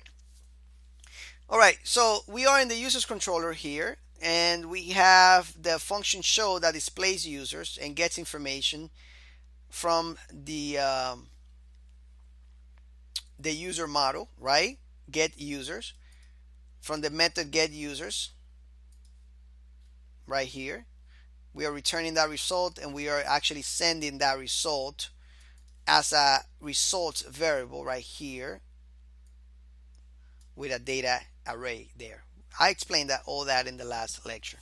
All right, but anyway, and we are loading in this view right here. In this case here, we're not loading in a view because we don't need it right now. We're just inserting information, right? And we are using this method create users to communicate with a database in the user model. All right, so just know that this is what we're doing. Again, this insert takes two parameters, the name of the table and the data that is going in there. All right, in the next lecture we'll check how update works and then delete. Take care, and I'll see you then. Bye bye. Welcome back, my dear students. I hope you had a really beautiful learning experience on the last lecture. But on this lecture, we're going to learn some more, okay? So let's go ahead and start doing this. So I'm in the users controller, all right? So remember applications, controller, and then users. And now on the last lecture, we created this insert here. We're going to create an update, all right, method for the user controller. So I'm just going to copy everything there. I'm just going to paste it right here, and I'm going to call this update. All right, that's what I'm going to do. And of course, we're going to create a method in the user model in a minute, and I'm just going to say update users. I'm going to call this update users. So I'm modifying it. All right, so I'm going to update the Peter name that we have in the database, and I'll show you right now where it is.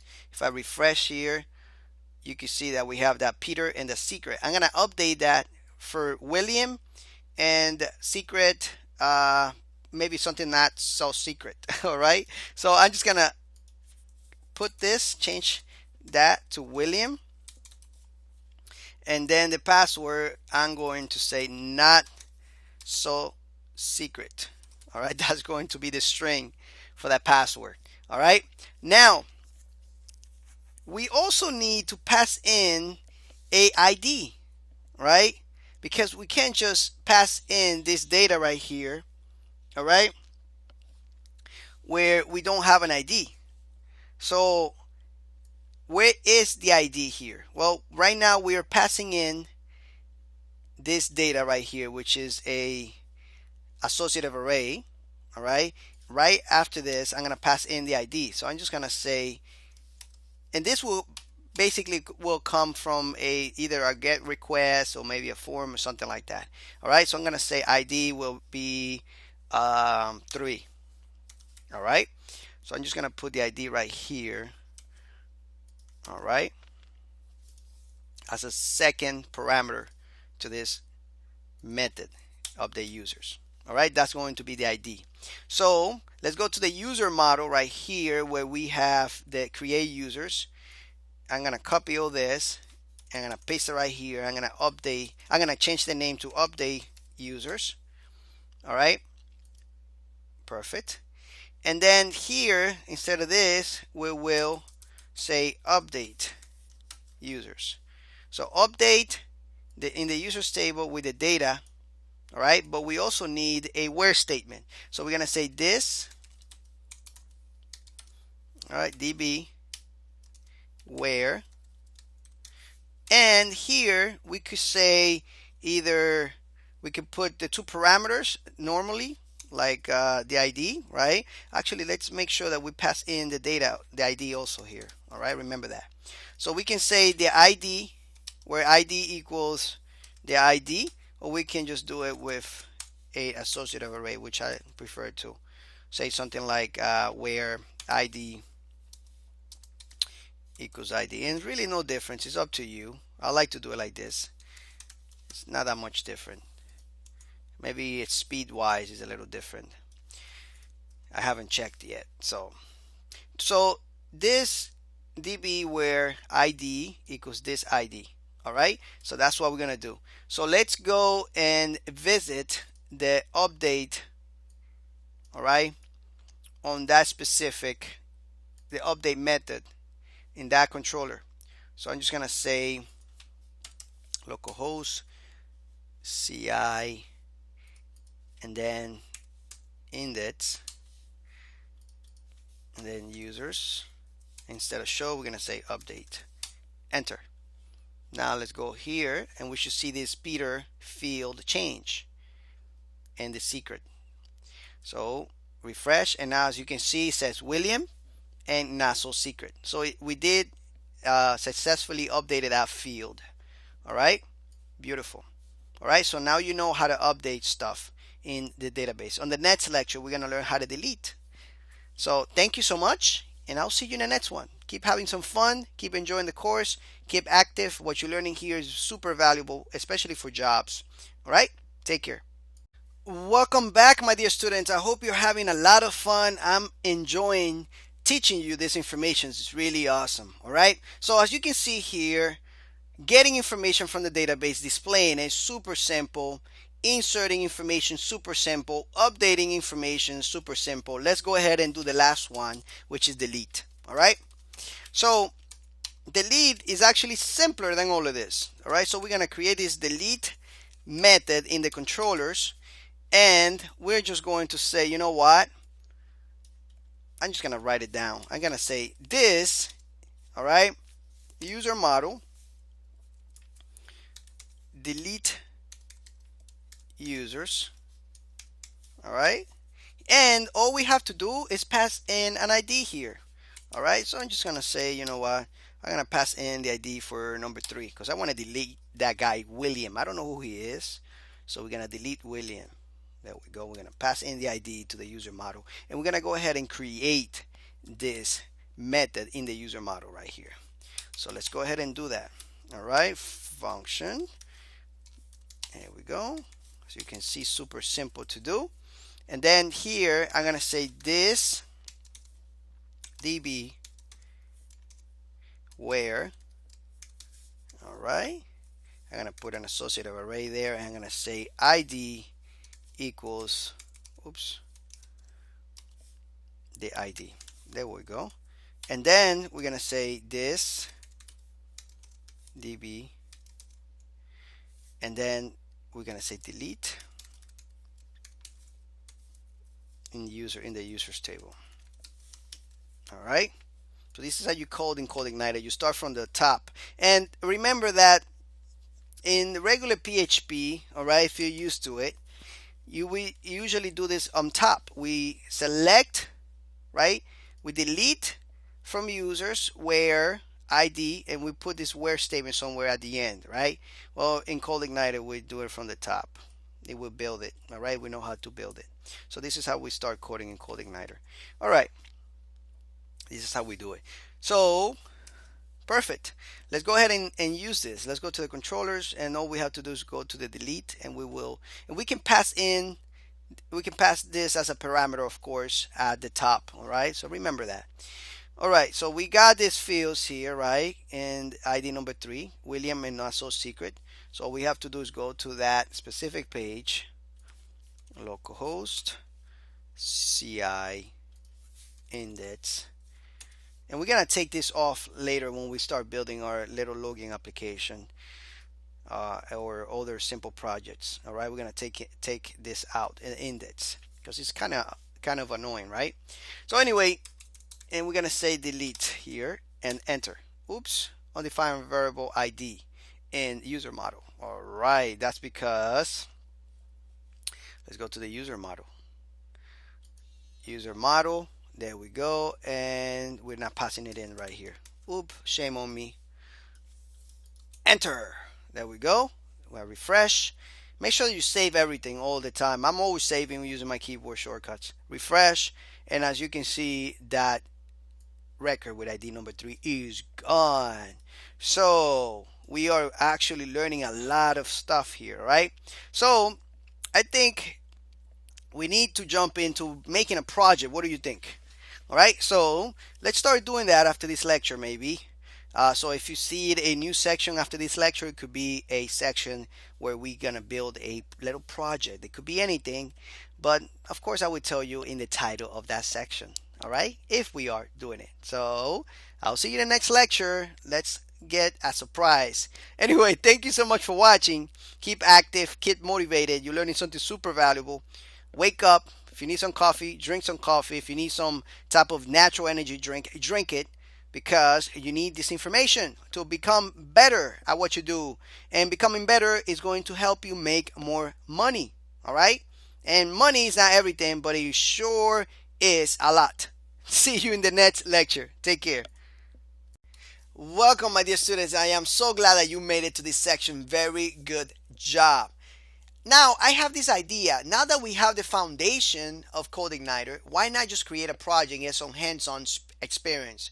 That's what I like to do with most of my courses. So let's create a project and then we'll extend it as we go along. All right, I'll take your suggestions, and if you want a new feature and for some reason you cannot do it, then I will, try to actually make a lecture about it, or maybe you create some new ideas and you submit that to me, and then if I think it's a good idea, then we'll put it into the project. So let's create a project. Let's create some ongoing lectures so that way we can learn more about CodeIgniter. All right, good idea?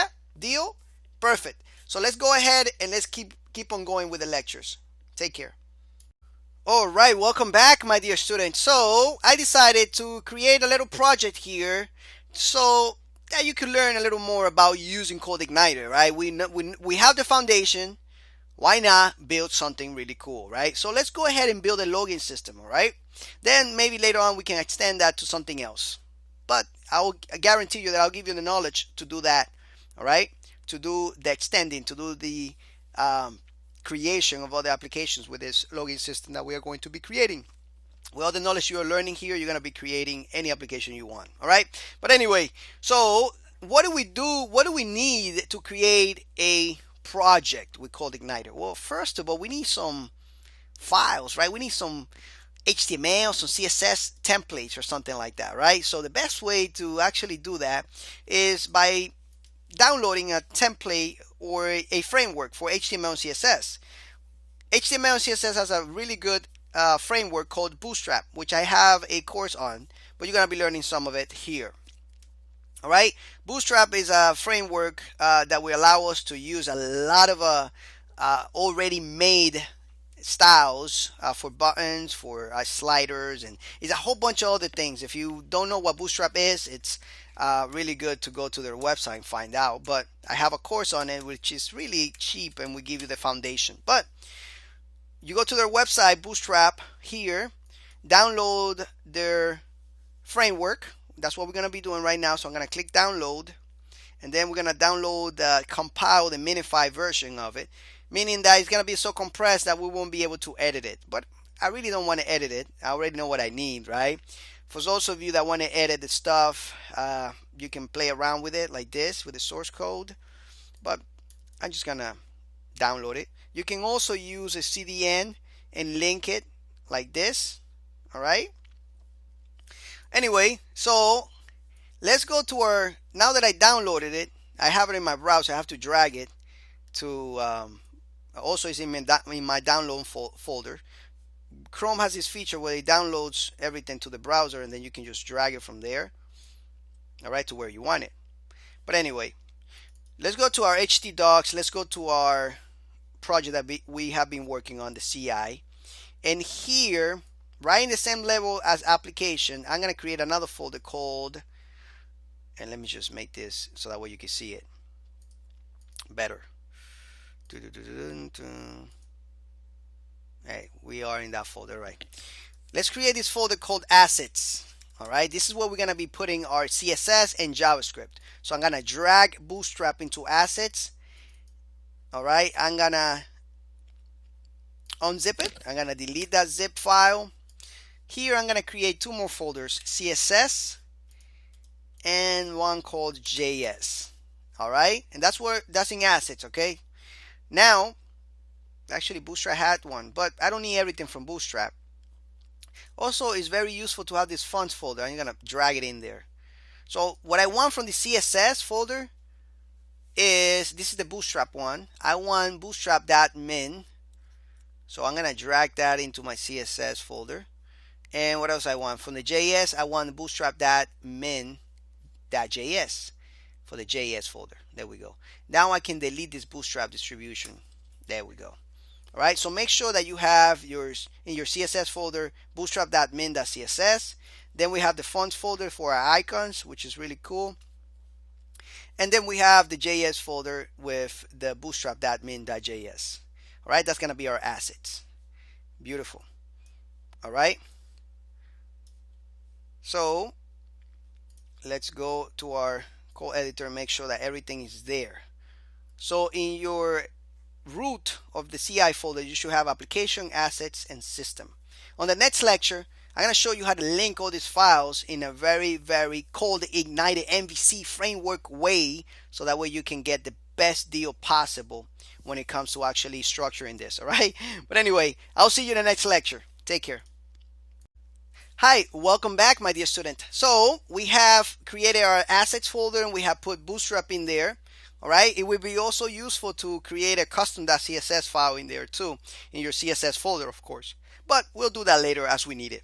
All right, what I want to do is go to application. I want to go to views, and inside views, I want to create a folder, and I'm going to call this folder layouts. All right, there are a couple ways of actually doing this. What I want to do is have some type of main layout that we can use through our whole application, instead of having a different set of HTML code for each individual page, right? It would be basically what I'm trying to do is make our application use one main file for every page, so that way we don't have to be copying and pasting that HTML over and over again. So in layouts, I'm going to create a file called main.php. I'm going to say save, and then I'm just going to create a empty HTML markup right here. All right, perfect. And I did that with question, with exclamation and then tab. I'm using a plugin called Emmet that will allow me to do that with Sublime. All right, Emmet is also available, and it's spelled like this, Emmet, like that.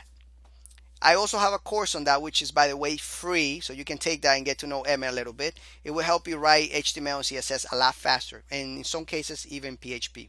But anyway, HTML and CSS, that's what it will help you do mostly. Now what I want to do with this main file is that I want to link, all right, our style sheets and scripts that we have. So our style sheets are in the assets folder, and then CSS, and then it would be the name of the file.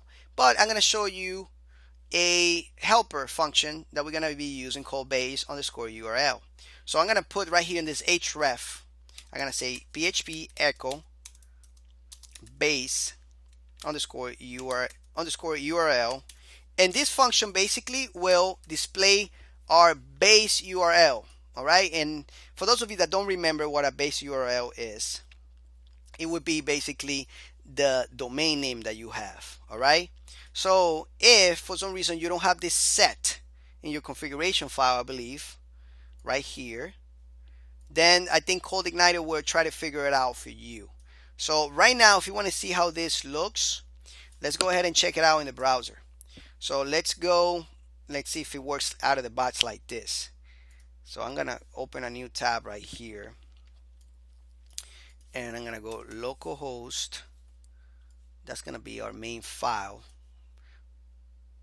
We'll have to load in this view to actually make it work. All right, but let's go ahead and actually continue this, and then we'll load it up. All right, let's continue adding it. But this will actually, like I said, put your base URL. And it's a good idea to actually do it if it doesn't do it automatically. Excuse me. Right here in your configuration. We'll do that later.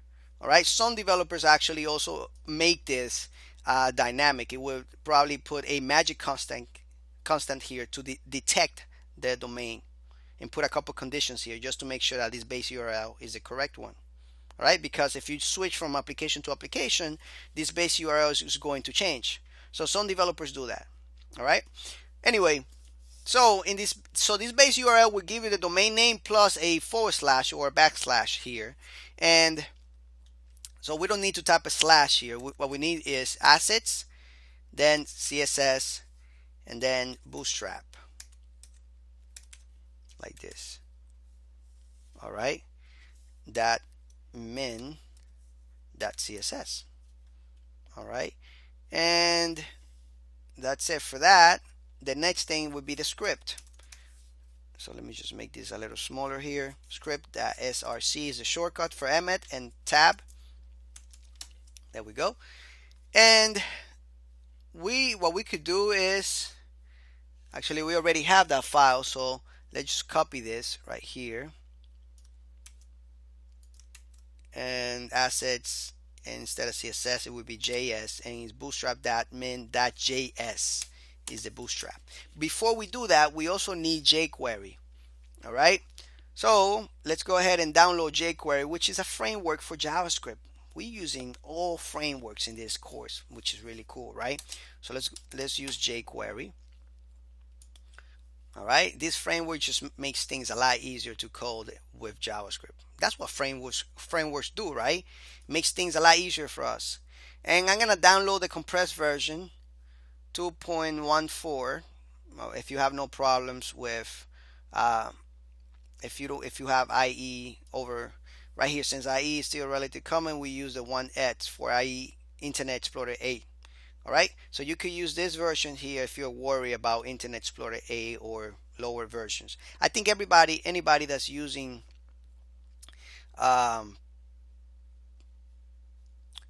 lower than IE 8 right now, you know, it's behind a little bit. So I'm gonna use the 2.14. All right, just because this application, I want to put everything upgraded in this application. You still use this and make it work for you. That's if you're gonna put this online, I suggest you put this right now, for now, until everybody gets into, you know, the style of using a little bit more upgraded versions of Internet Explorer. All right, but anyway, I'm gonna download the compressed version, and let's go to our htdocs, and in here in the CI folder, assets and JS, that's what we're going to be dropping that guy in right there. So let's drop him in right there, and I'm just going to rename that file to jQuery. All right, there we go. Perfect. All right, we downloaded that. Let's go to our code editor, and here I'm gonna paste it in, and I'm gonna copy and paste that code, which I did, and I put jQuery in there. All right. Excuse me. Perfect. So now that we linked our files, we're good to go, right? So on the next lecture, we're going to continue building on this, and I'll show you how to make all this work together. Take care. All right, welcome back, my dear student. So now we have created this view, all right, in the views folder. So we have the layouts, and then we created this main.php, which is going to be a view, of course. All right. So let's go to our controller home right now. Right now, home is actually displaying this view, home view. All right. So we're going to change this a little bit. What I want to do is I want to have a data array here, and I want this data array to have something called main, which is going to be basically the main content. All right. And this main content is going to be the name of our view, which is, let's just actually call it home view. All right, there we go. All right. So we have the home view, which we are going to be actually loading from this home controller. So now we are loading this here, and what we need to do is change this to say layouts main, and I'll tell you in a minute exactly what we're doing, and then we pass in this data. All right, hopefully you understand exactly what we're doing here. All right, we're gonna pass in this data, all right, array, which is gonna turn into a variable called main. All right, and then when we pass in that, it's gonna say home view. So from this main .php, we can load in that home view wherever we want. All right, we just have to use that this function right here, this code.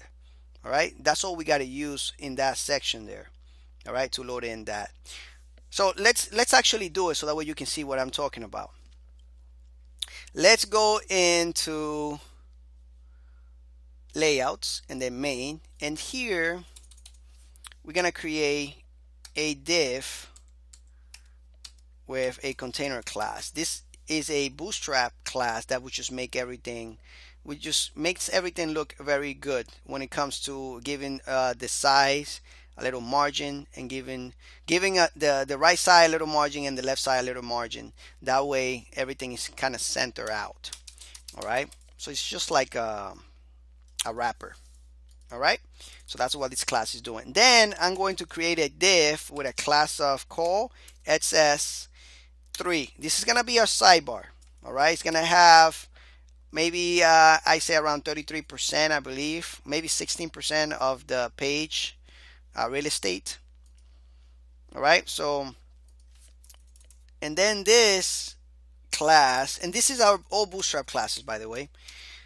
Then I'm gonna say xs9, because 9 and 3 equals 12, and bootstrap is a 12 grid column system, which means that it's gonna be 12 columns across.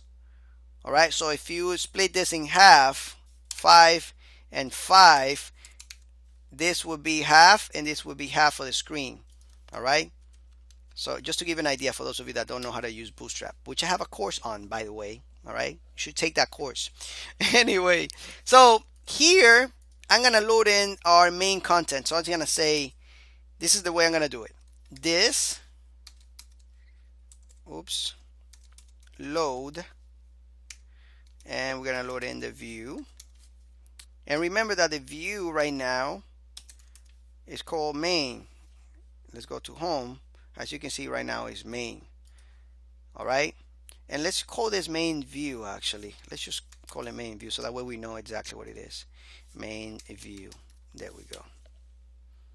All right, let's make sure it's in the right directory.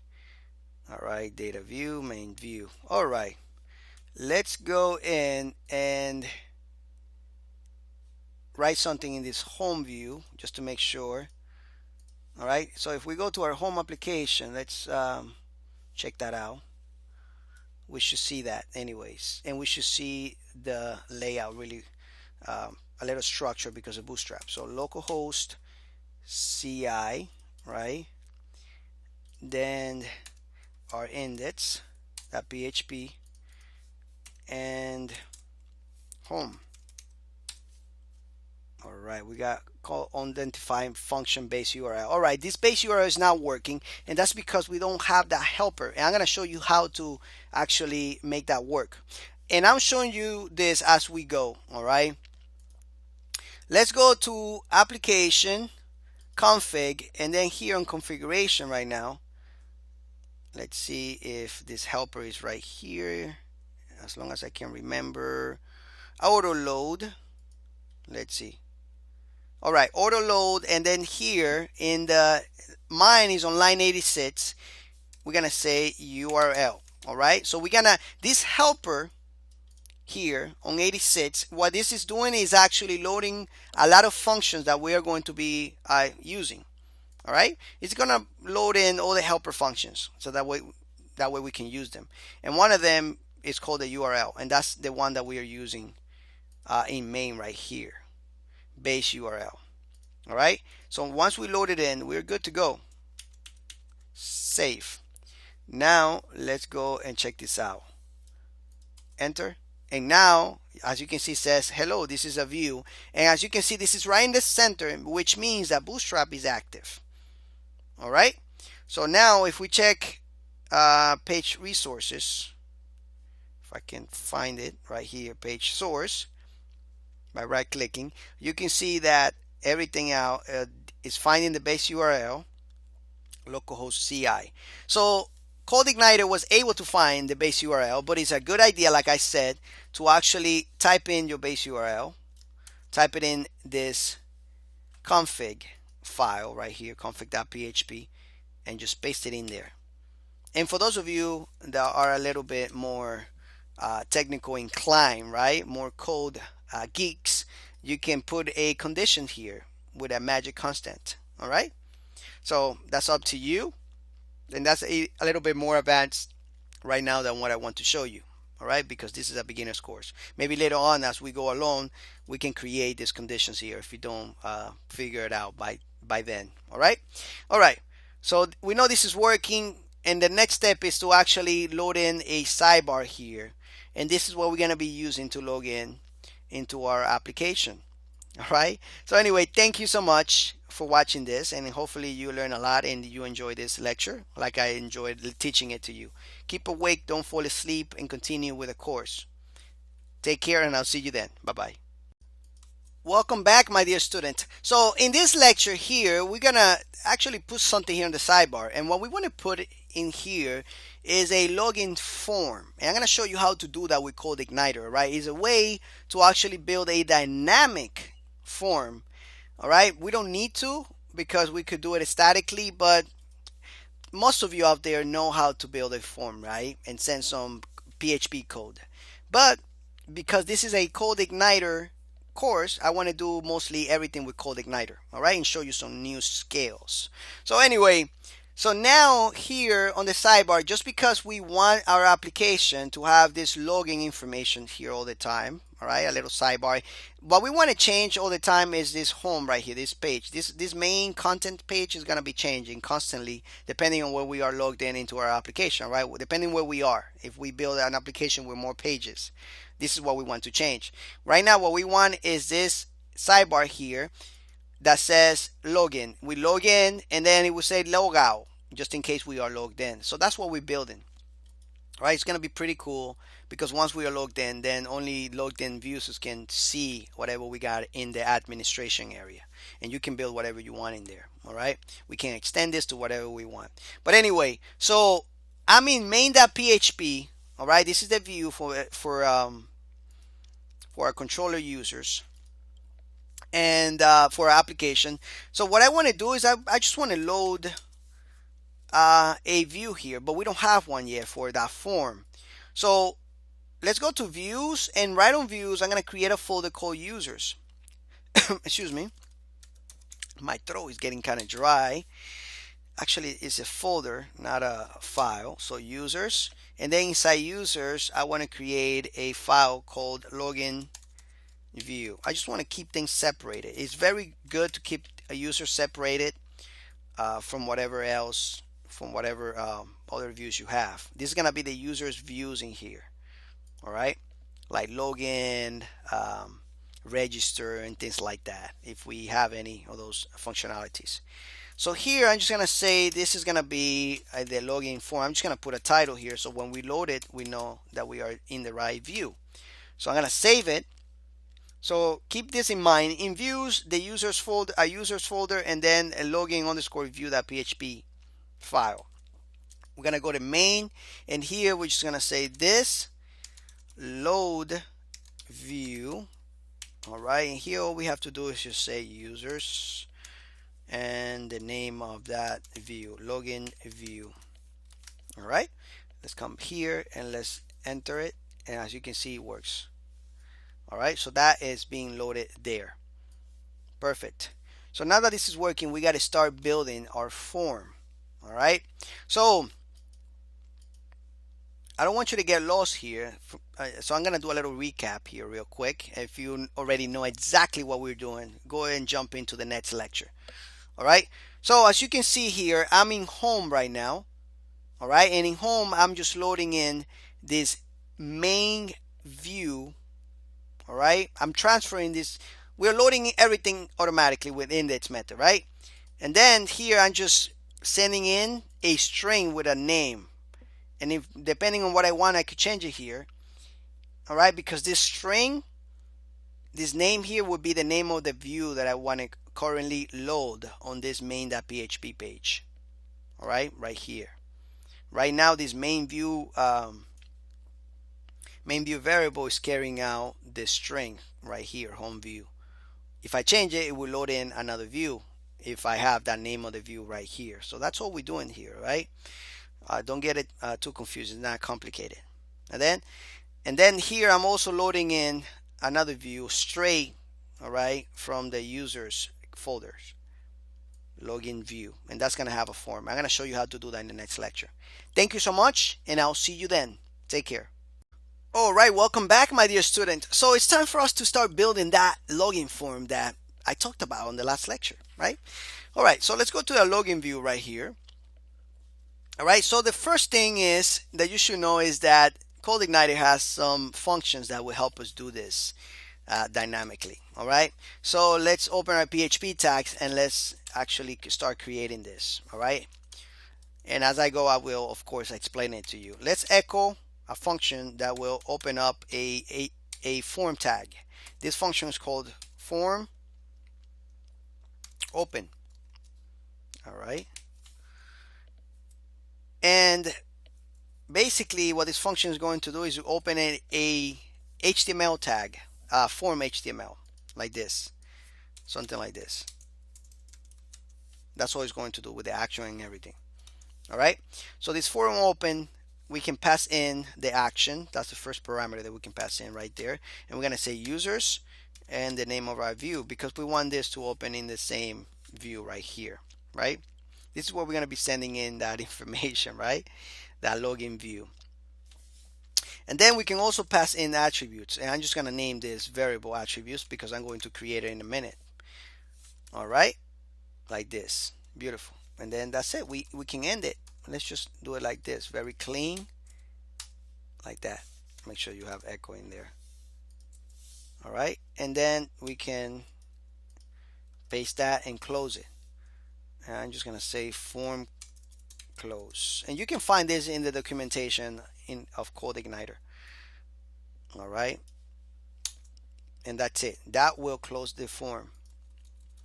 Now if you don't believe me, save it, come back here and enter, and it's just saying that it doesn't find that form open.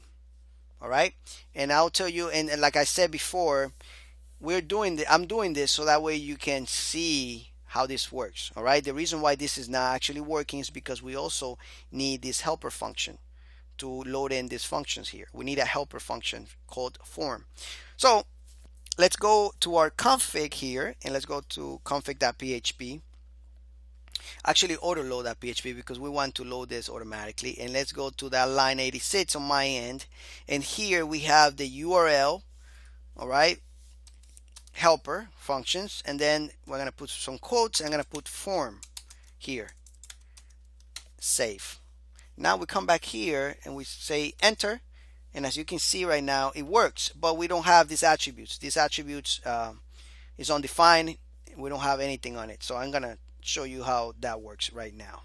So it's working, but we haven't actually put anything on that attributes. All right, so let's start putting some stuff on the attributes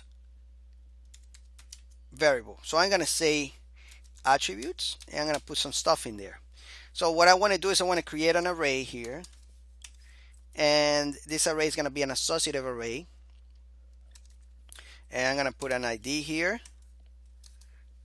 and this ID is going to have that key. So I'm going to make sure my form has an ID, and I want this to be called the login form underscore form. That's the ID for CSS. I'm going to put a comma, And I also want to put a class. All right, and the class is going to be form. This is a Bootstrap class, horizontal. All right, save. Now let's go and check this out. Enter. And as you can see, the error went away. And if I right click and inspect element with Google Chrome, if this will give me the chance, there we go. It's actually saying that it's not loading in bootstrap.min.js for some reason. We'll find out later if we have a problem with that, but it's just giving me an error here. But anyway, so if we go to our code, body, and then container, and then our here, you can see in our form that we have that form element with action already in there. All right, so we are good to go there. Right, our form is working, and we have that closing HTML form in here, so it's working. All right, so now how do we create those input fields? All right, so the way we create those input fields are super simple. CodeIgniter has already some stuff, that some other functions that will allow us to do that. All right, so in the next lecture I'm going to show you how to do that, because I want to make this lecture short, so that way you can keep going and not get bored. Thank you so much, and I'll see you in the next lecture. Take care. All right, welcome back, my dear students. So we are here in the login underscore view, and we are about to create some input elements. So first, what I want to do is I want to create we could actually divide this into, let's just create some divs around here, so that way we can divide our code a little bit. And this div is going to have a class of form group. It's just going to make our inputs a little nicer. All right, like this form group. All right, this is a Bootstrap class, and let's go ahead and create a label for it. So I'm going to put a PHP tag, and I'm going to say echo, and we're going to use another function called form underscore what? Label. You got it right if you guessed it. And this one is just going to say username. That's what the label is going to say, username. There we go. Now the next is that we can do is actually create an array, so that way we can have all those values put into that input that we are going to be creating. Just to make the input, all we have to do is just say form input. I'm just going to create it so that way you can see it, and then we're going to put the values in there. Form input. All right, so if we go to our sidebar here and we say enter, you can see the label here, but we have no values here. It has an input, but an input of what? It's not. We need to pass in some data there, so that way we can create that input. All right, so anyway, let me show you how to do that.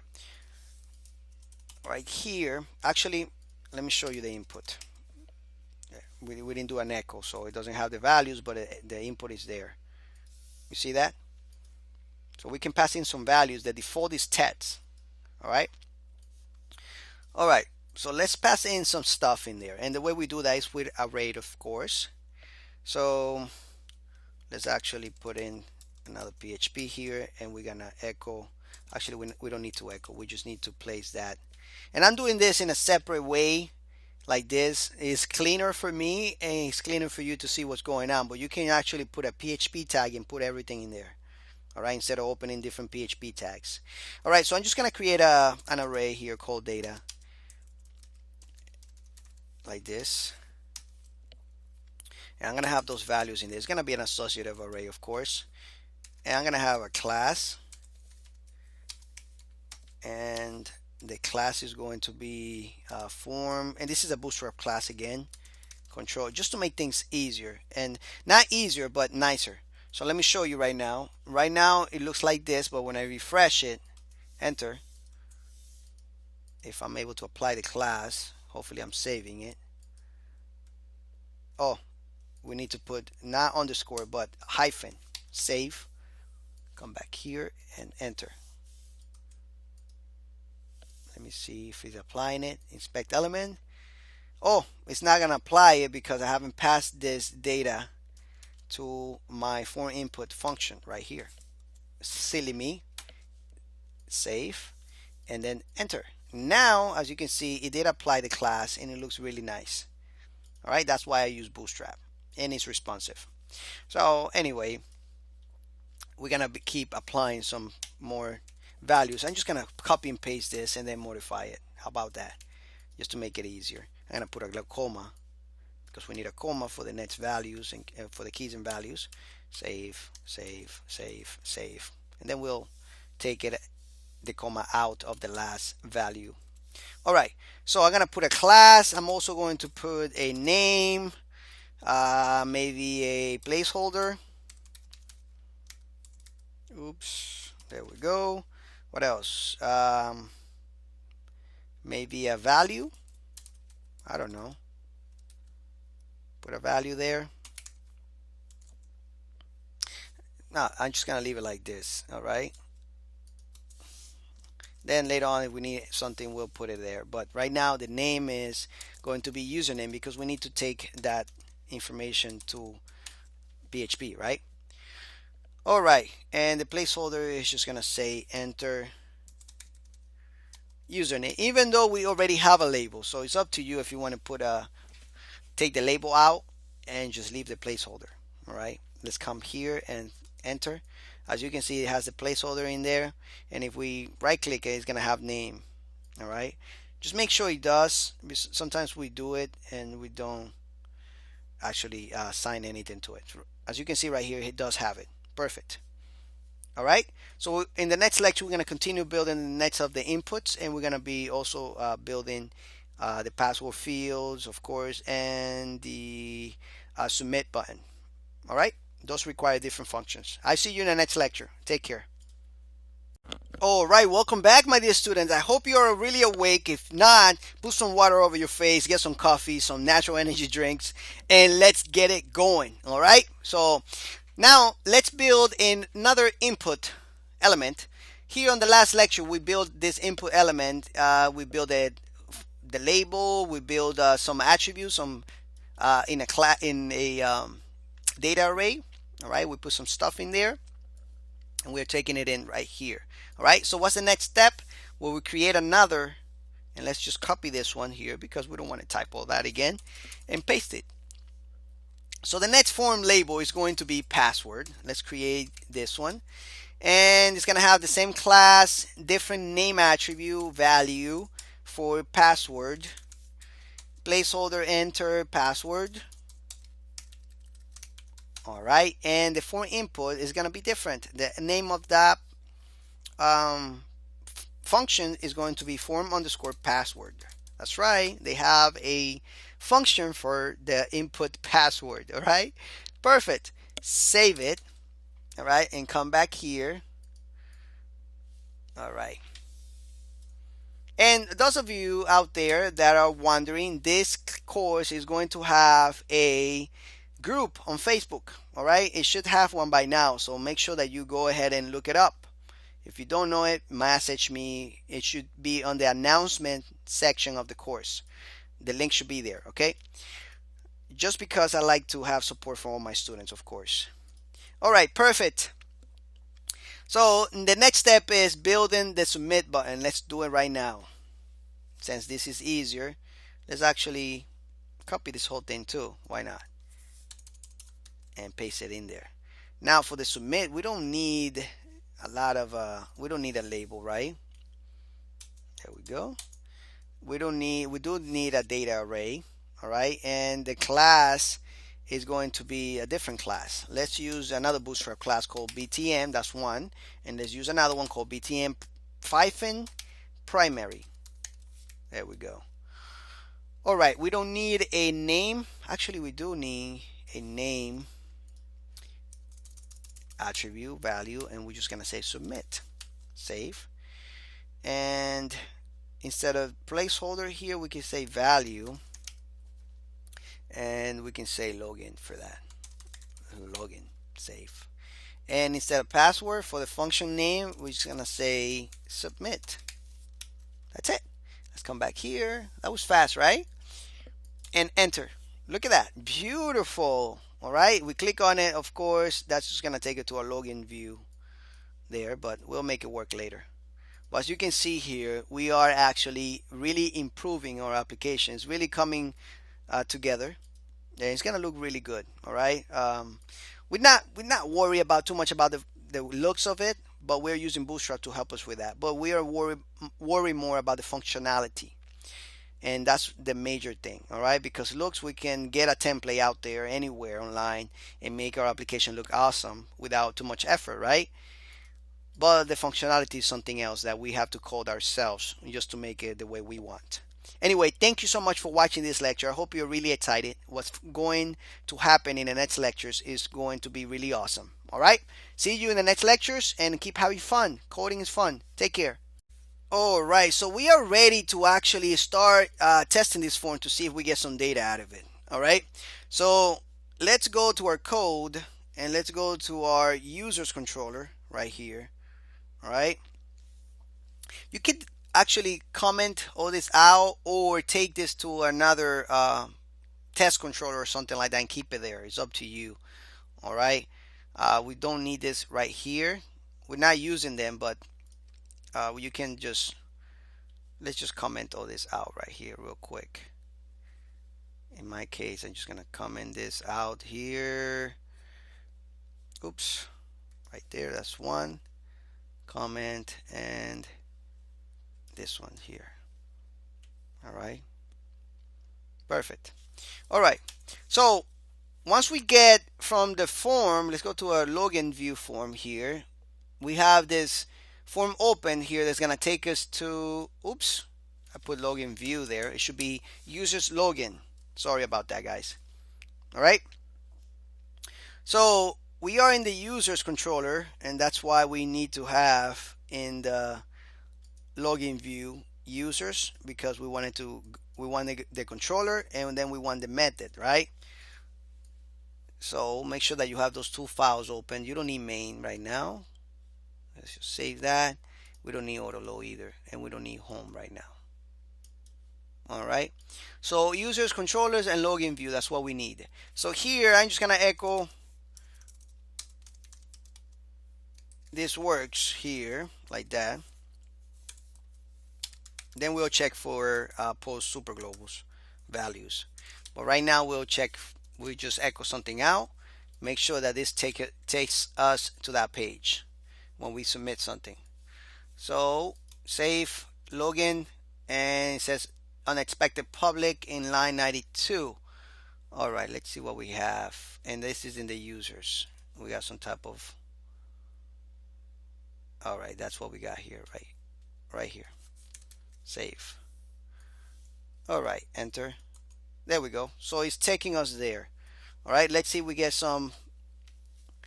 And this is how I actually start coding. Well, I'm just want to show you how to test things out, and you guys should know that already, but for those of you that don't, I start doing things like this. All right, so we know that it's taking us there, it's working. Can we get something from the post super global? So let's echo username. Let's see if it works, if it's getting some values there. So let's go back, let's right here, and let's refresh. Let's write something there and enter, and it's taking some values there. So it's working, and password is probably working. We could, if we wanted to, use this like this here, right? This is the old way of doing it. Not old way, but this is the regular PHP way of doing things. PHP way. All right, sorry about that. But we're not going to be doing that. We are going to be using a function called post. All right, from CodeIgniter, because this is a CodeIgniter course, and the post actually is actually a more advanced than actually using just raw PHP, and you can look it up in the documentation.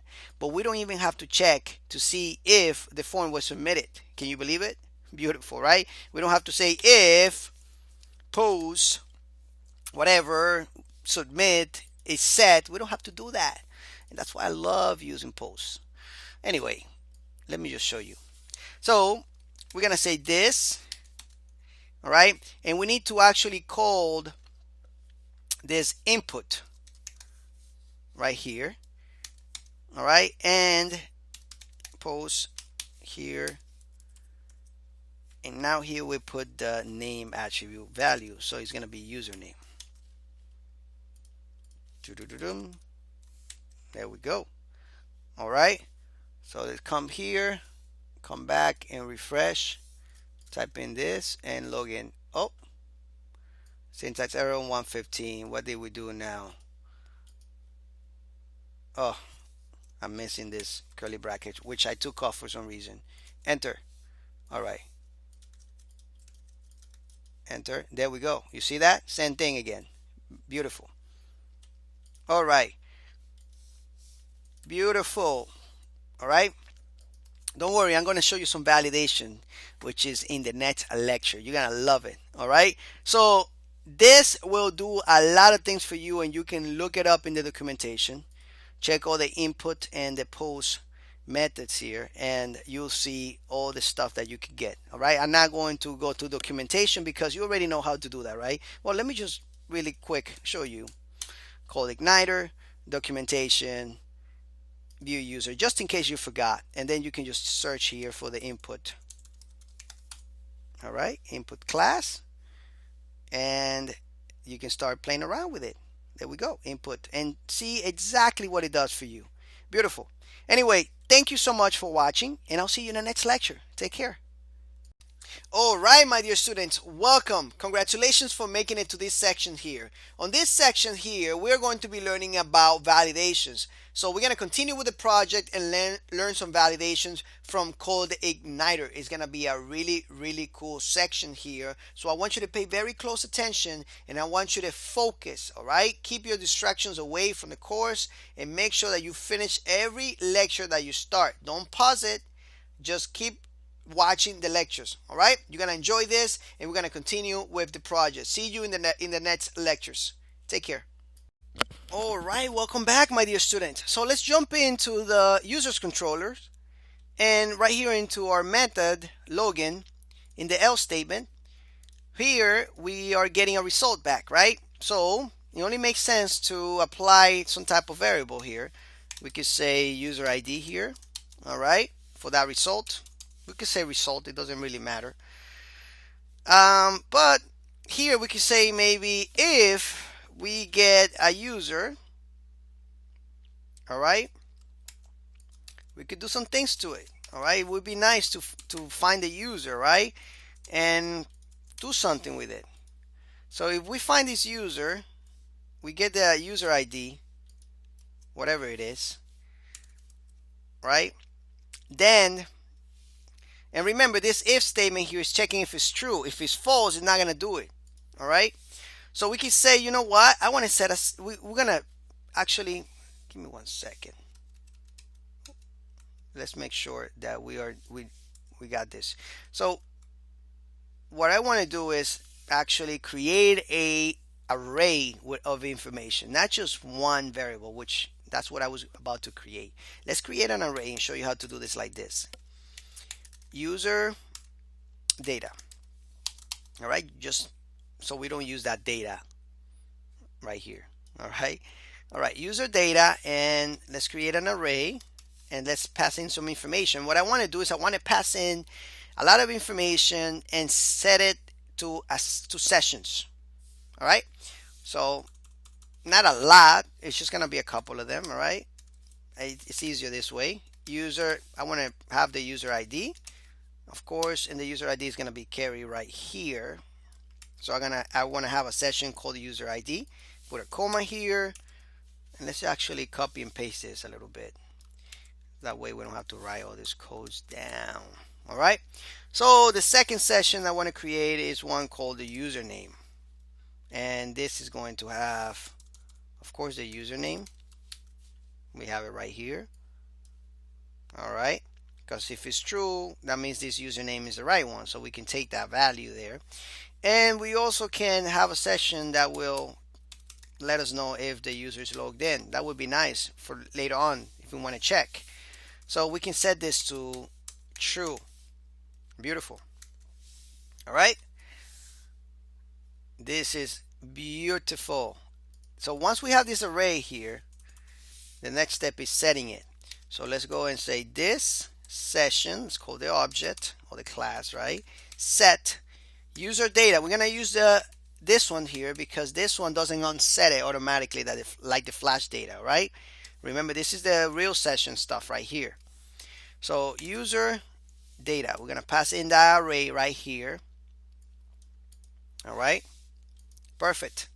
So that's gonna be set. All right, and then we can just go ahead and redirect back to wherever we need to redirect. We can redirect to an admin page, or we can just redirect to home. All right, index. All right. All right, for now we can just redirect here. Later on we'll maybe redirect to an admin page or something like that. Now make sure you understand it here. All right, while you're copying, I can explain it to you a little bit, but basically all we're doing here is calling that method that is returning an ID if it's true, and if it's false, of course, if it doesn't find a user, it's going to return false, and this is not going to run. All right, just know that none of this is going to run if it doesn't find a user. All right, so we could also create an else statement here. All right, because if it's false, we also want to redirect, right? If it doesn't find the user, because right now we're just doing this just in case it finds the user. What about if it doesn't? You still want to redirect. All right, and we could set a message here saying something like and actually I'm gonna do that in the next lecture. That way this lecture doesn't become too long and you get bored, right? Anyway, thank you so much for watching this lecture, and we'll continue on the next one. Keep having fun. This is really cool. Hi, my dear students. Congratulations. You have made it to the end of the course. Now, does this mean that you will never see more lectures on this course? No, that doesn't mean that. That means that you have made it to the end, and I just wanted to give a conclusion. But most of the time, I'm always updating my courses, so it's a very good chance that you're going to see more lectures below this lecture right here, this video. So, but anyway, I just wanted to say congratulations. You have made it to the end. You are an achiever.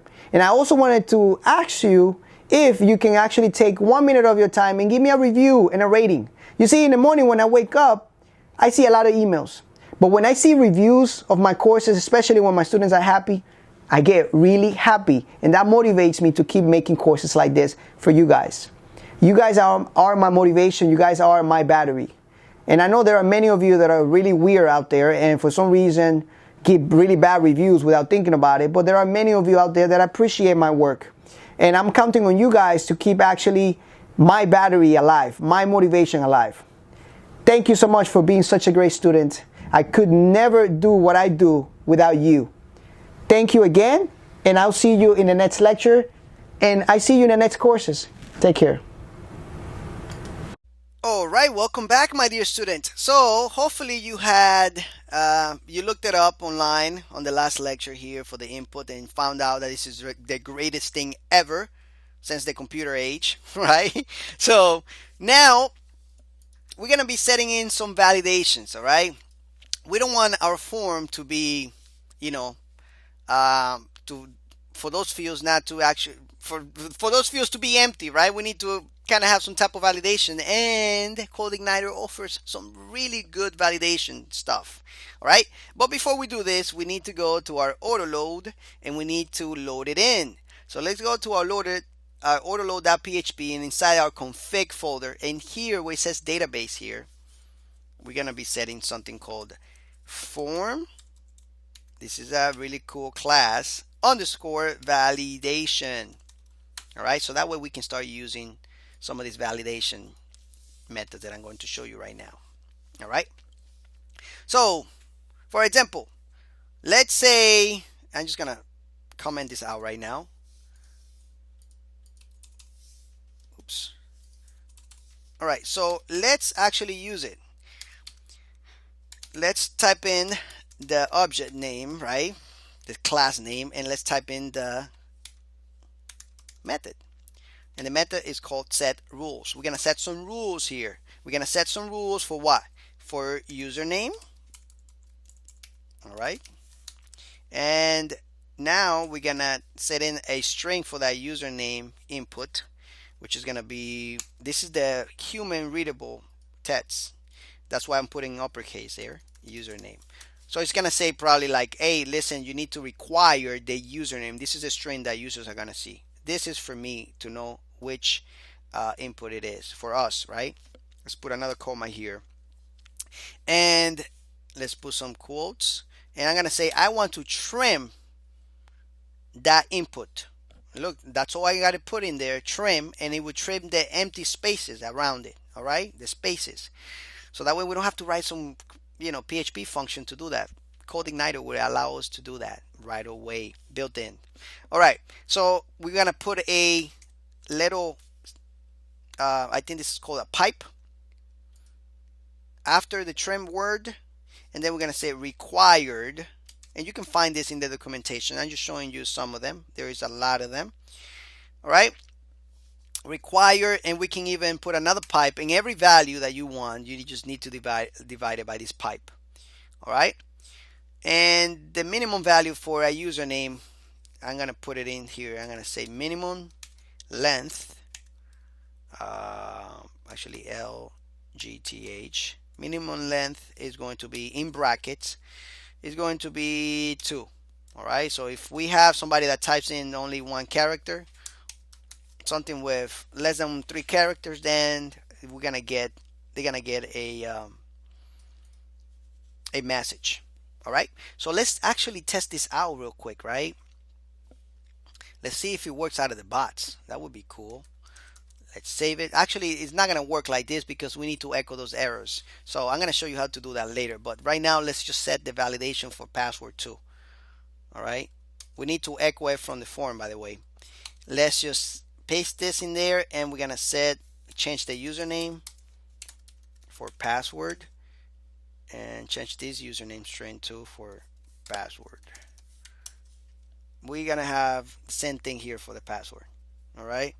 We can also put other things in here later on. You can come to the documentation, find it. All right. Form validation. Enter right here. And I believe you can go all the way down to where it says rule reference. And here you can find all those parameters that you can set, all those rules. See that? Minimum length, we're doing this one already. All right, we can even match it to another input element. All right. Look, they have a lot of conditions here, which are really cool stuff. We don't have to write those functions since they are pre-written already. Beautiful. All right. All right. So we're good to go here. But on the next lecture, I'm going to show you some more stuff. All right. Thank you so much. And it was a pleasure doing business with you, my dear student. Take care. See you in the next lecture. Bye. Welcome back, my dear student. So we have this application here that's taking form, and on the last lecture we were able to set some rules here, all right, with our form validation object, or class should I say. All right, so we're setting some rules, we're cutting in some space, we are actually trimming some space out of that input field. We are making sure that it's required and that it has a minimum length of 3.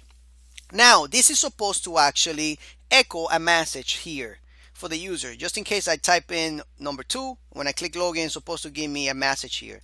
But we don't have any echoing going on here, right? We don't have any echoing in the form. We're going to do that later. But just know that if I do that now the way it is, let me just show you. It's going to take us to this method right here in the controllers, in the user controllers, called login. So it's going to redirect. And because we go into another page, we're going to lose that value that we're supposed to have in this form, because we're going to be in a totally different environment, right? So that login method is just going to redirect depending if we find the user in the database, is going to take us to our admin page, what we're going to be creating later on. But if it doesn't, it's going to just redirect us back. So we're going to lose those values. So we need to put this in a session. All right, and we could, if we wanted to, put this in the home controller and echo it out all right, just set the rules here and the condition and echo it out here, so that way I can show you an example. But that's too easy. I wanted to show you how to do this with sessions because it's really cool. All right, if we go to our config, not a config, our auto load, we can load in the session class, which I'm going to show you. It's really cool. So let's load in the session class, and there we can use some methods that are going to allow us to use sessions very easily. All right, we don't even have to start it. It's already started for us. All right, so let's go to our users controller here in the login method. And here, the way we test this out, because when this checks right now, this input fields, is supposed to be true. All right, and if for some reason this input field in this case it doesn't have a minimum length of 3, it's gonna equal to false. So the way we find that out is like this. We need to say if this, and this is the form class, right? The form validation object method called run equals to false, then this means that it did not run. Something happened. We have some type of error. All right. So I'm gonna create a array called data. Excuse me. I'm losing my voice again. And inside this array, I'm just gonna have, for now, a session called errors. Well, it's gonna have this key, right, of errors, and this errors is gonna be a function, a helper function called validation errors. All right. So in that key, we're gonna have all these errors there. All right. Beautiful. This validation errors function is the one that you're supposed to come here in the login view and echo out if you had this coming to the same page. All right. So because I'm losing my voice right now, I need to go and drink some water. In the next lecture, I'll show you how to put this in a session. Thank you so much, and I'll see you then. Take care. All right, welcome back, my dear student. On the last lecture, I was feeling kind of sick because my throat was going, so I apologize for that if I finished that lecture a little bit too early.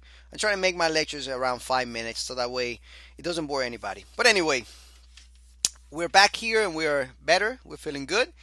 And let's continue. All right. So we have this condition right here, and we're putting everything in this data array. The next step is to set a session. So just because we are loading the session already in the autoload.php, we can say this session set, and you can look it up, user data. Well, this is the way we set a regular session. But the problem with this is that if we do this, then we need to unset the session. So Cold Igniter actually allow us to do it in a better way. This would be to set a regular session that it does not unset here like this, and you need to unset it yourself. All right. Of course, you can say unset user data after you call this, but what I like to do is set this, set flash data. This method right here of this class will actually set this, and at the same time will unset it for us, so we don't have to deal with it, right? It's beautiful. All right. All right. So once you have this, all right, all you have to do is go to your login view here, and right before the open PHP function right here, just type in echo. Actually, it's good to have a if set. So I'm gonna say if, I'm gonna close this. All right, for those of you from PHP for beginners, this is gonna be pretty fun, and you're gonna like this format. And if, look at this, and then we put the condition here. So if this, all right, session flash data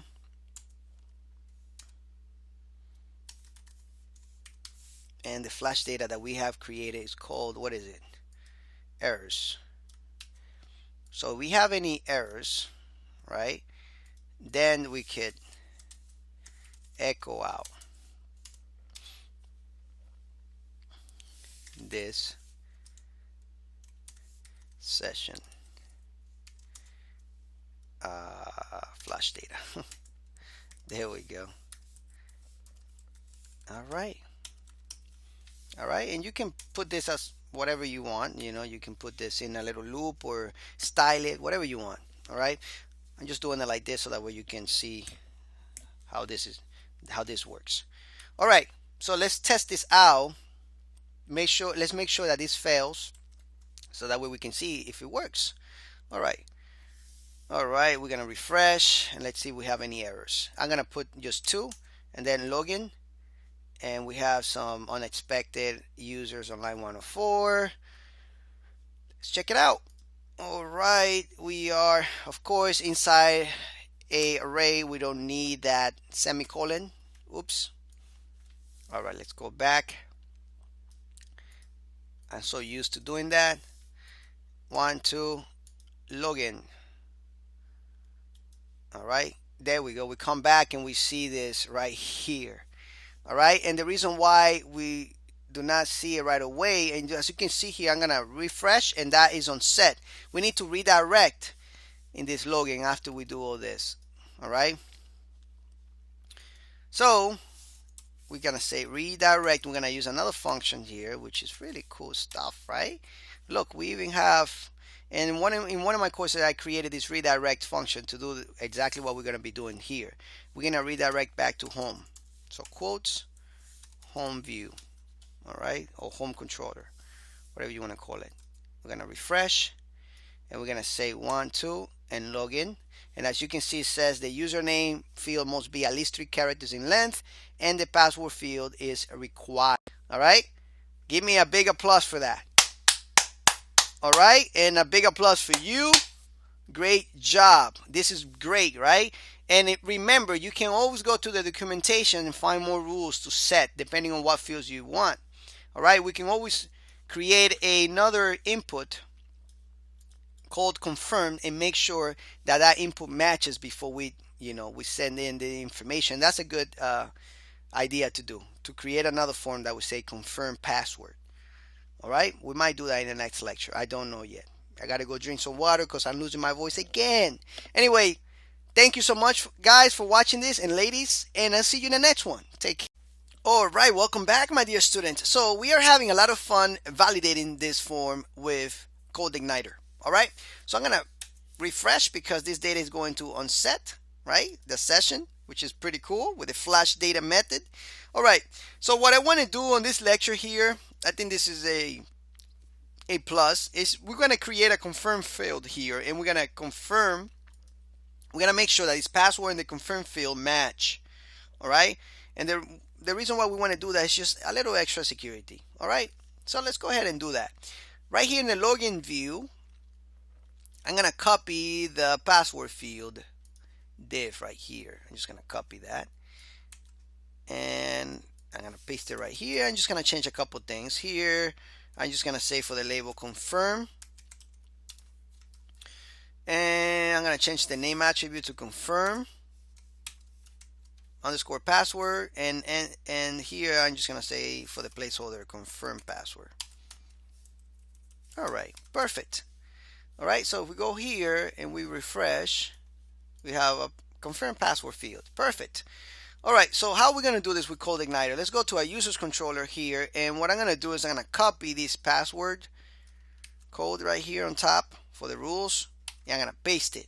I'm going to change the rule name, and this is going to have that name attribute value called confirm underscore password, and this one is going to say confirm, of course. All right, and what we're going to be using this is right here. We're going to put a pipe, and we're going to say matches, and then brackets. It's going to be an array, and it's going to match what? The password field. So that's what we're going to try to match with this confirm field. All right, let's check it out.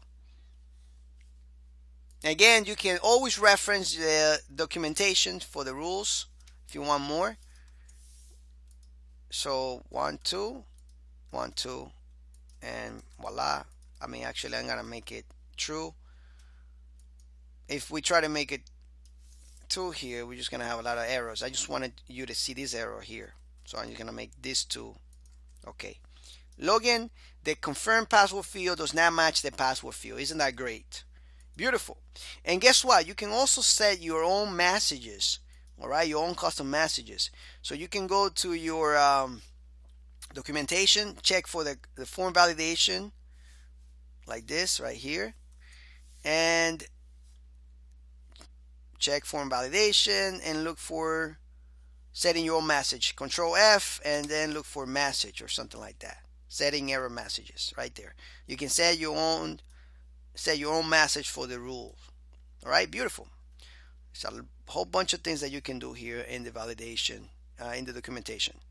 All right, so I think we're done with this. So we're trying to validate in these fields. We can put a lot more rules, but I think you get the point. And if you need extra rules, you can always go to the docs and find out. But I think the next step for us would be to go inside and create a user model to check for this user inside the database, right? I think we should do that. So let's go ahead and do that next. Thank you so much for watching, and I'll see you in the next lecture. Take care. Welcome back, my dear students. So we have set some rules and we have learned about validation. Pretty cool stuff, right? So it's time for us to jump into creating this condition inside the database. We need to find if the user exists inside, and then depending on that, we redirect the customer or the user to whatever page we want. All right, so let's go ahead and start doing that. All right, perfect. All right, so first of all, we need to be right here in the users model. All right, and if this is false, we are doing all this, right? Displaying all the errors and redirecting. But if else this goes through, then what we're gonna do is we're going to be saying this. All right, so for the first thing that we got to take here, all right, and I think you and you should know this by now, is that we should take the post information. So we say input post username, right? That's what we get in. And then we should also take I said that by mistake. We should also take, there we go, I said that correctly now, don't make fun of me. All right, anyway, so we assign this to a username variable. All right, so that way we can pass it in. It's easier that way. And this one to a password variable. Perfect. All right, so now what we need to do is we need to create a function in the user model that will check for this. But first we could go ahead a little bit and say user model, and then create a function that will log in the user. We haven't created this yet. I'm just putting this here. All right, because that's what we are going to be doing in a minute. And we're going to pass in the username to that function or method and password. All right, that's what we're going to be doing. Perfect. And then from there, we're going to be returning an ID. All right, because we need to find out if this is true or false, right? So we need to go and process that information and then return true or false here. And at the same time, we could return the ID back to it, right? But anyway, we're going to create it in the next lecture. Just have this in place. All right. And if you want to go ahead in the user model and create a function called login user, be my guest and try doing that yourself. And if not, don't worry, because I have your back and I will create it with you in a minute. Thank you so much for watching this lecture, and I'll see you in the next one. All right, my dear student, let's get to it. So we need this user model to be created. Well, not this user model, this method inside the user model. So let's go to our user model. Let's take this auto load out of here. We don't need it anymore. And let's go to our user models folder, and the user model. class right here. All right, so right below this stuff that we could, if we wanted to just comment out, and I'm gonna do that right now because we're not using any of them right now. You don't have to, but I'm just doing it. All right, commenting all this out. All right, perfect. All right, so let's create this. Oops, login user method.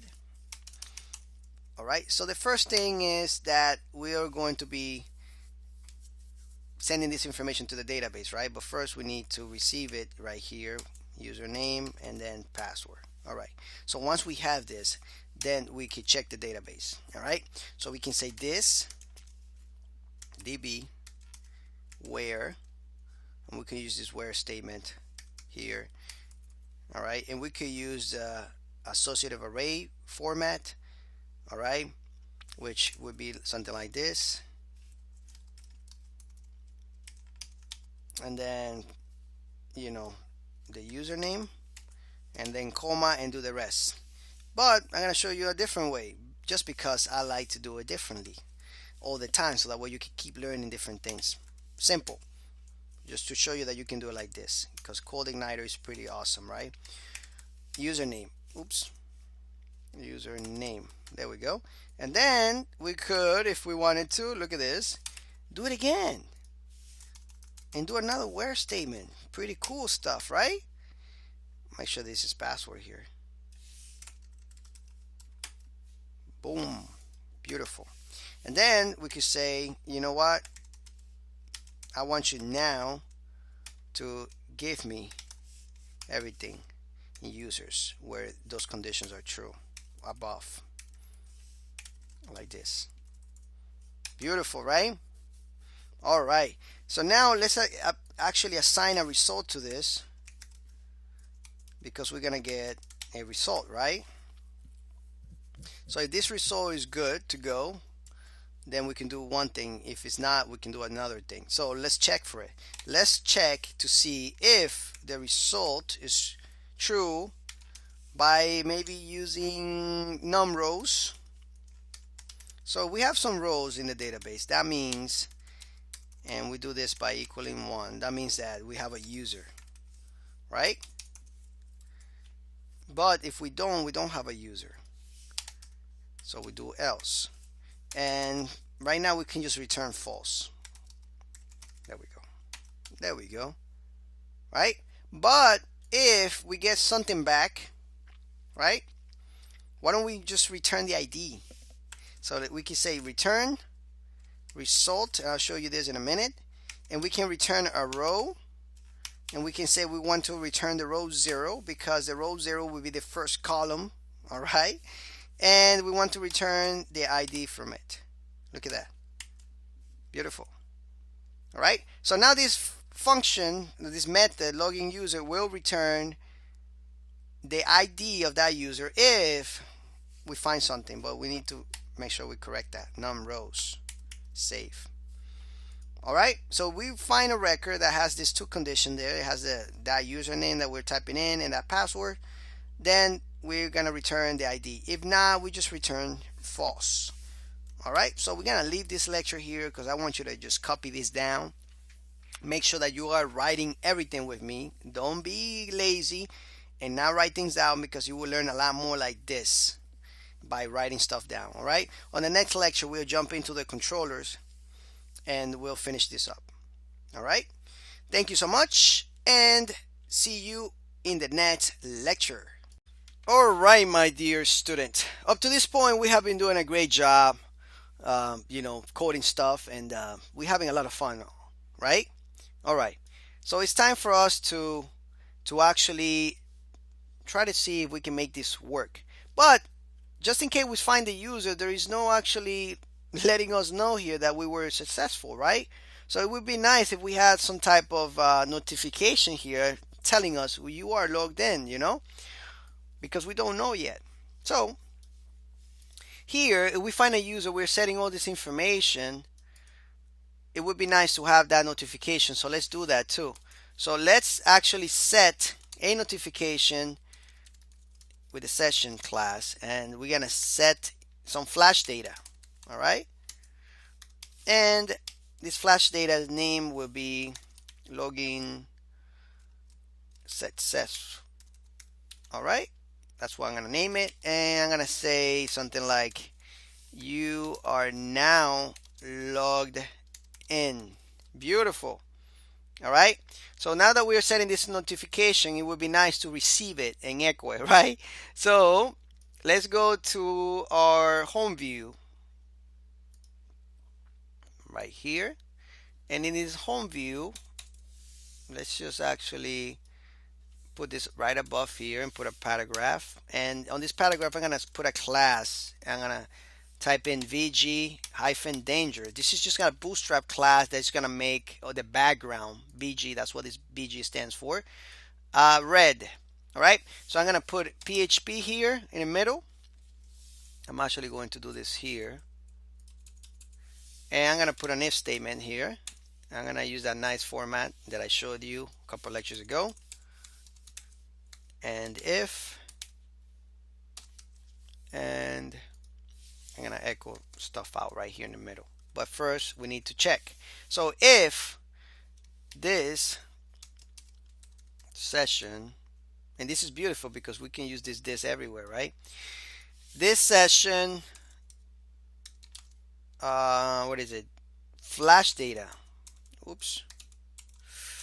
Flash data. There we go. Logged in. That's the data that will let us know if we are logged in.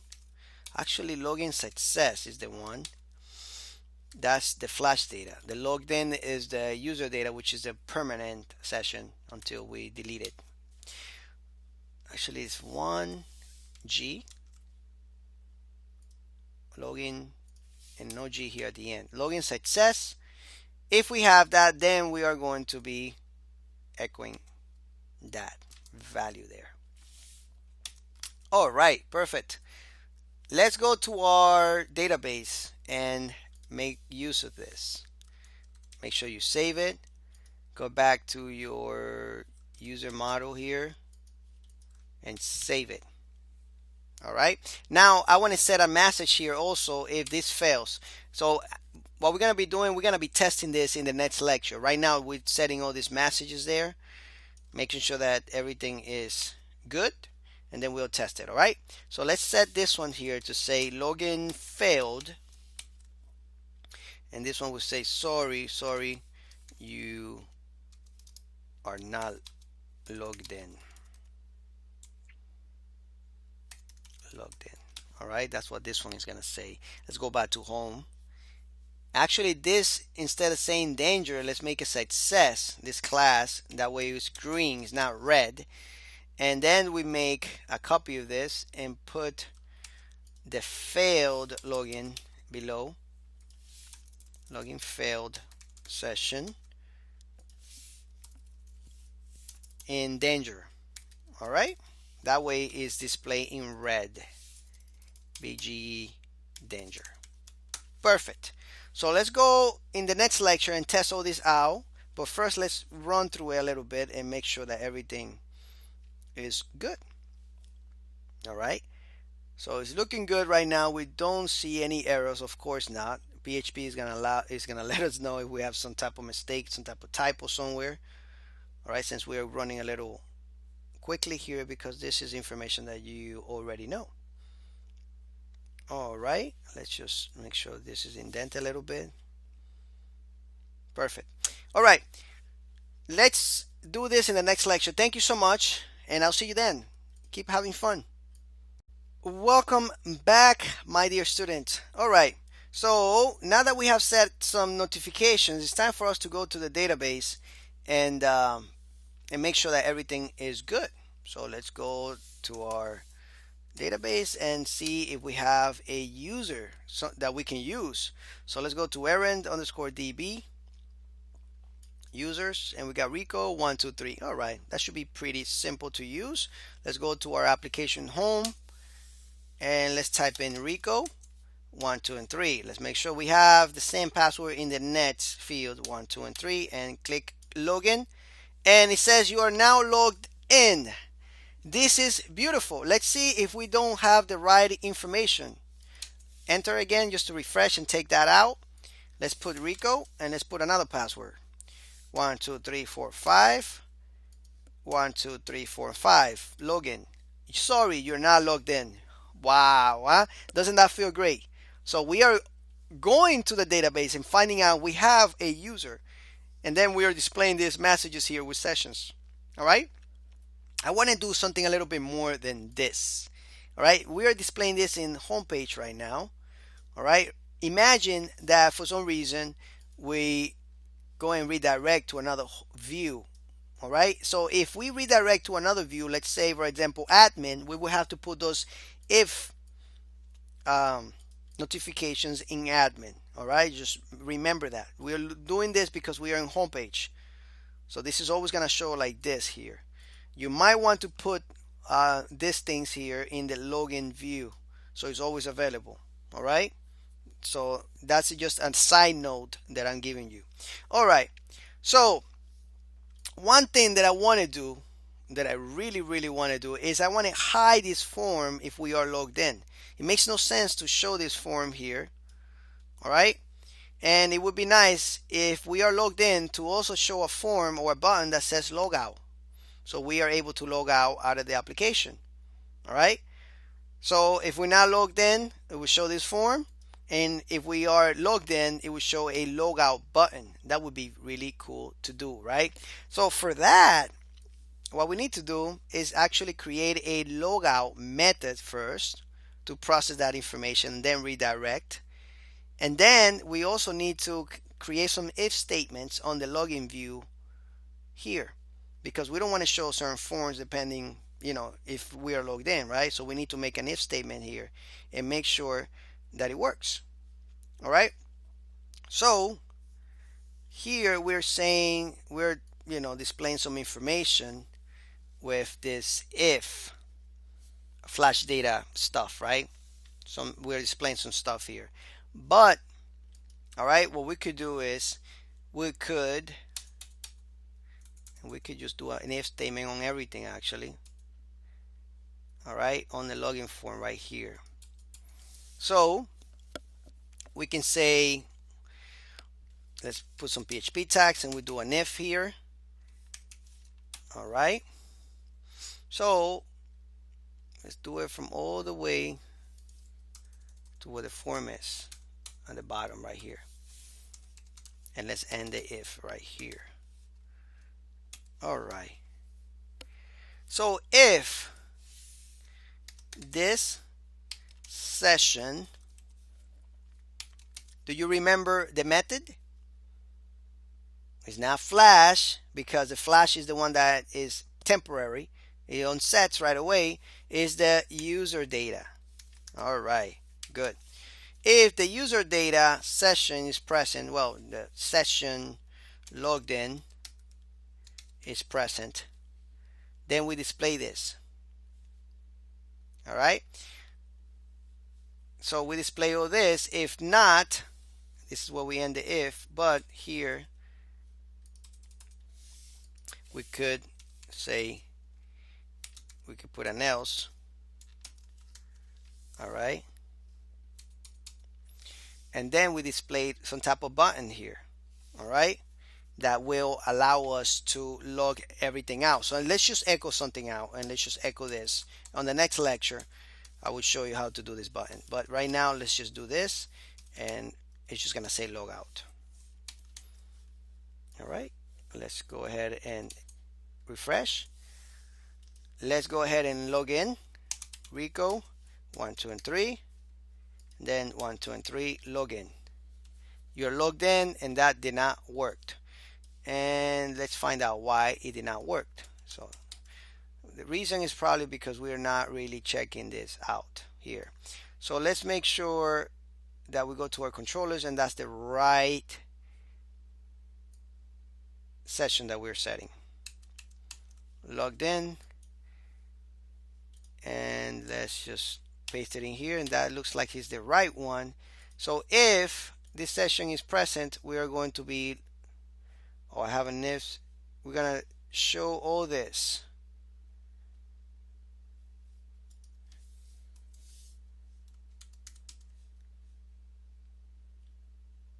Huh. I'm trying to see where I went wrong here.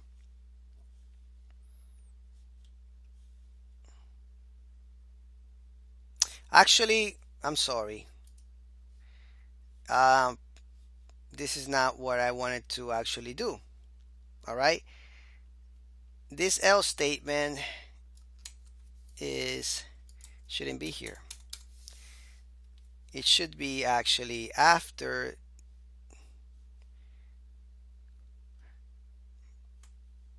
We should, okay.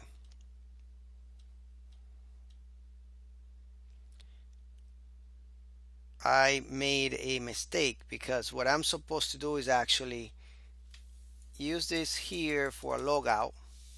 All right. Show the logout here, and then the else will have this form like this. All right. So this would be the logout right here. Sorry about that. Echo logout. All right. Got lost there for a minute. Let's make sure that everything is fine. All right. Now we're good to go. Now let's refresh.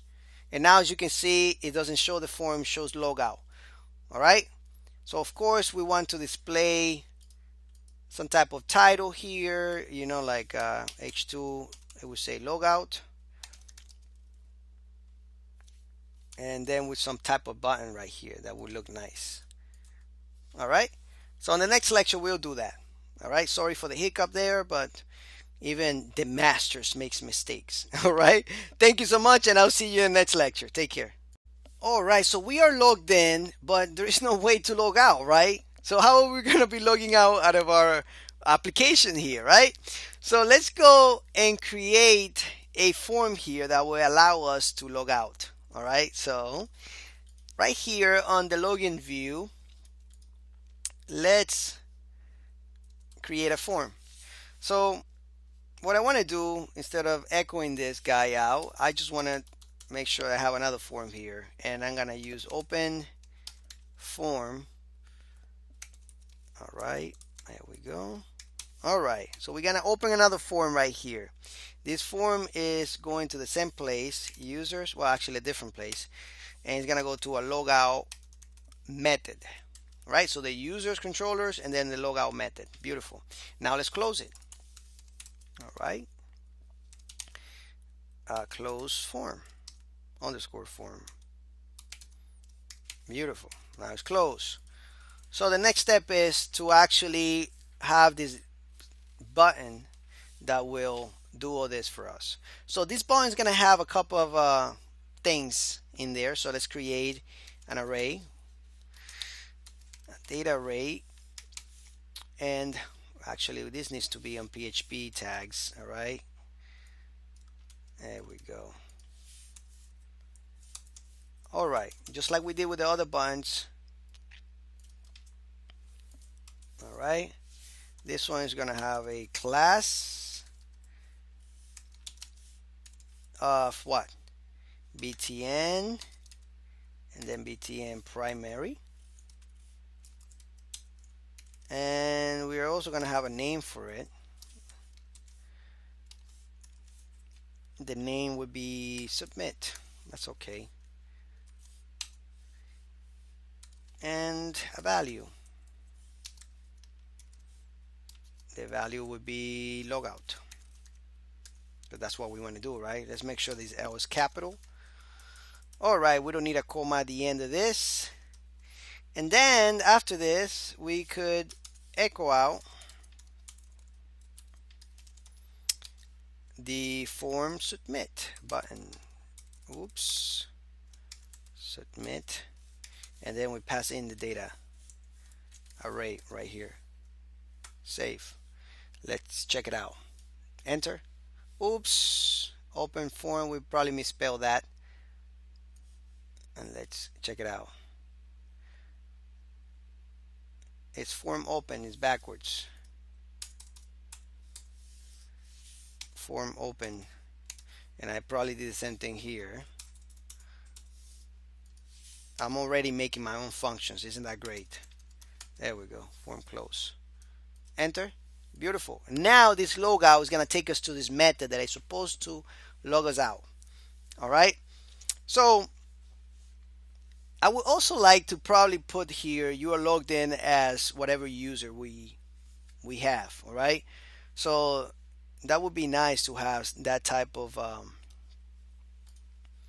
So we could do that here if we have that type of information.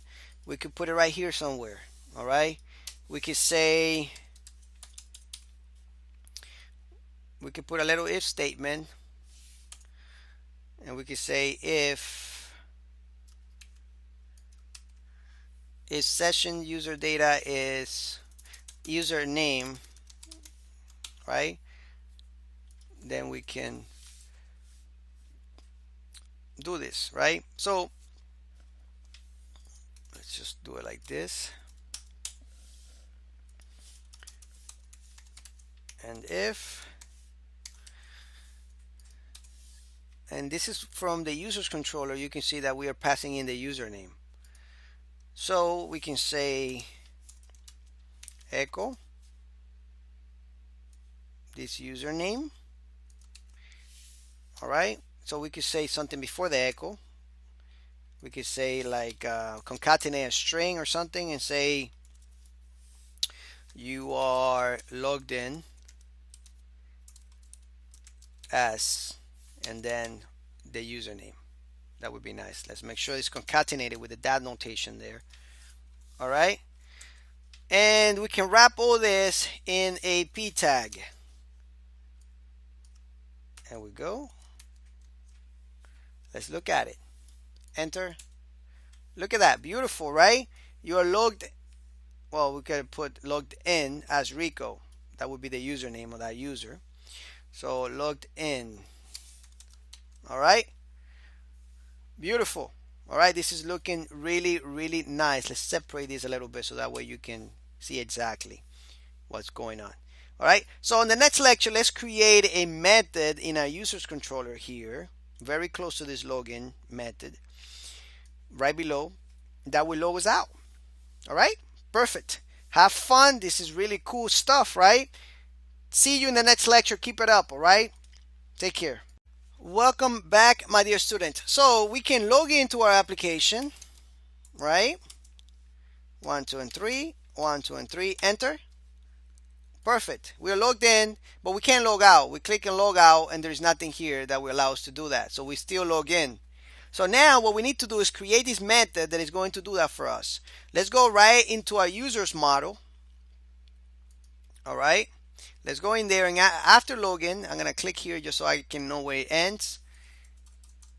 And I'm going to actually start creating this function called logout or method. When you hear me say function, it's the same thing as method, of course. All right, so this method is just going to log us out. All right, and we are already sending this logout form to the logout method right here. All right, just keep that in mind. Users controllers and logout method. Don't get confused. Let's go to our here, and all we have to do here is call our session class, use it, and we can use a method called ses underscore destroy, and that's it.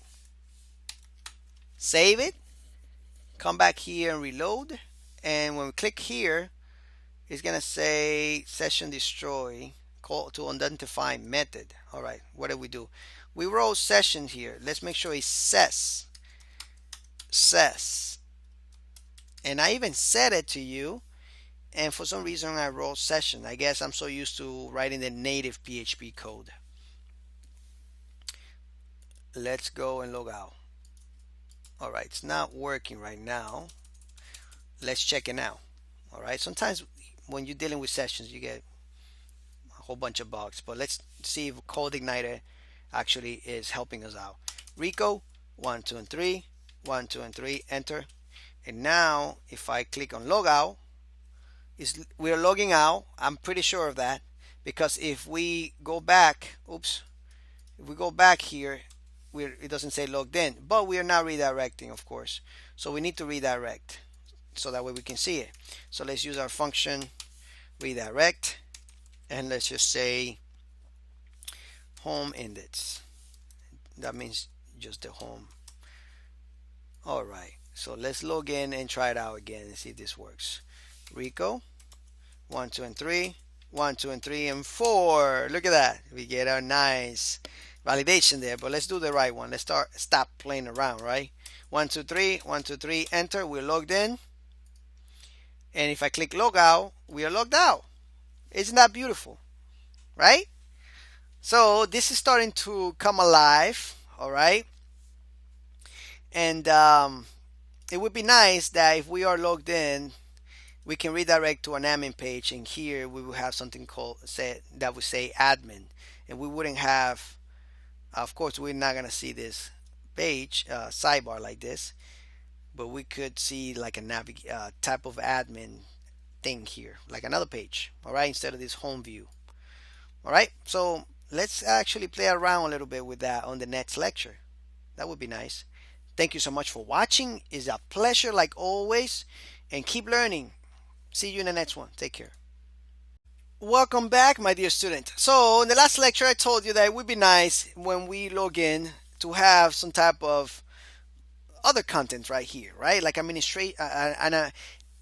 administration page or something like that, right? Why not?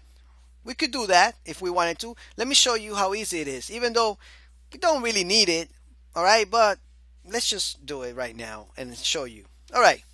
So if we are logged in, not only can we set this session here for notification. I'm in the users controller, by the way, in the controller users and login method. All right. So if we are logged in, we could log in. Actually, right here. I'm sorry about that. We can redirect to homepage, or we could actually load in another view. All right. So if we wanted to load in another view, all right, that would be very easy to do. So I'm gonna comment this out and show you real quick. What I'm gonna do is I'm gonna go up, up, up, up, and actually I don't think I need to go to up. All right, it's not here. Let's go to application, and let's go to our controllers and our home controller. There we go. This is what I need. I'm gonna copy this, take it back to our users controller, and here I'm gonna paste that in there. So what I want to do is I want to keep this main view thing alive here, because I have this variable in that main.php that we're using for everything, and I'm going to load in another view. I'm gonna call this admin home. All right, that's gonna be the new view that we're gonna load in. And just because we're doing that, the next step is to create an admin home view.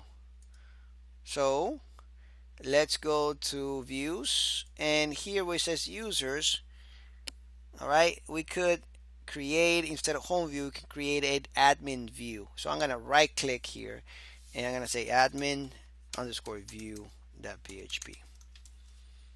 All right, and it's simple as that. There are many ways of doing it. I'm just gonna say, I'm gonna call this admin here, admin homepage. All right, that's being created, and instead of admin home, you're just gonna say admin view. All right, there we go. All right, so let's do this. Let's see how this works. Rico, 1, 2, and 3, 1, 2, and 3, enter. As you can see, we are logged in, and we are loading in another view called admin home page. All right, and here you could have a whole bunch of other things that you could do.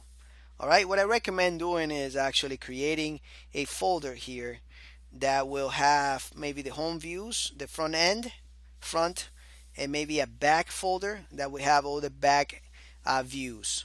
So you will have a folder that would say front with all the views for the front end, and a folder that would say back for all the administration views. That would be cool to separate all that logic, all that presentation, right? Beautiful. So anyway, hopefully you are enjoying this course right here, and there's a possibility that we might be extending this a little more. So keep tuned for those lectures. And I'm always open to suggestions, so you can always message me and even email me to support@edwindiaz.com. All right. Thank you so much, and I'll see you in the next lecture.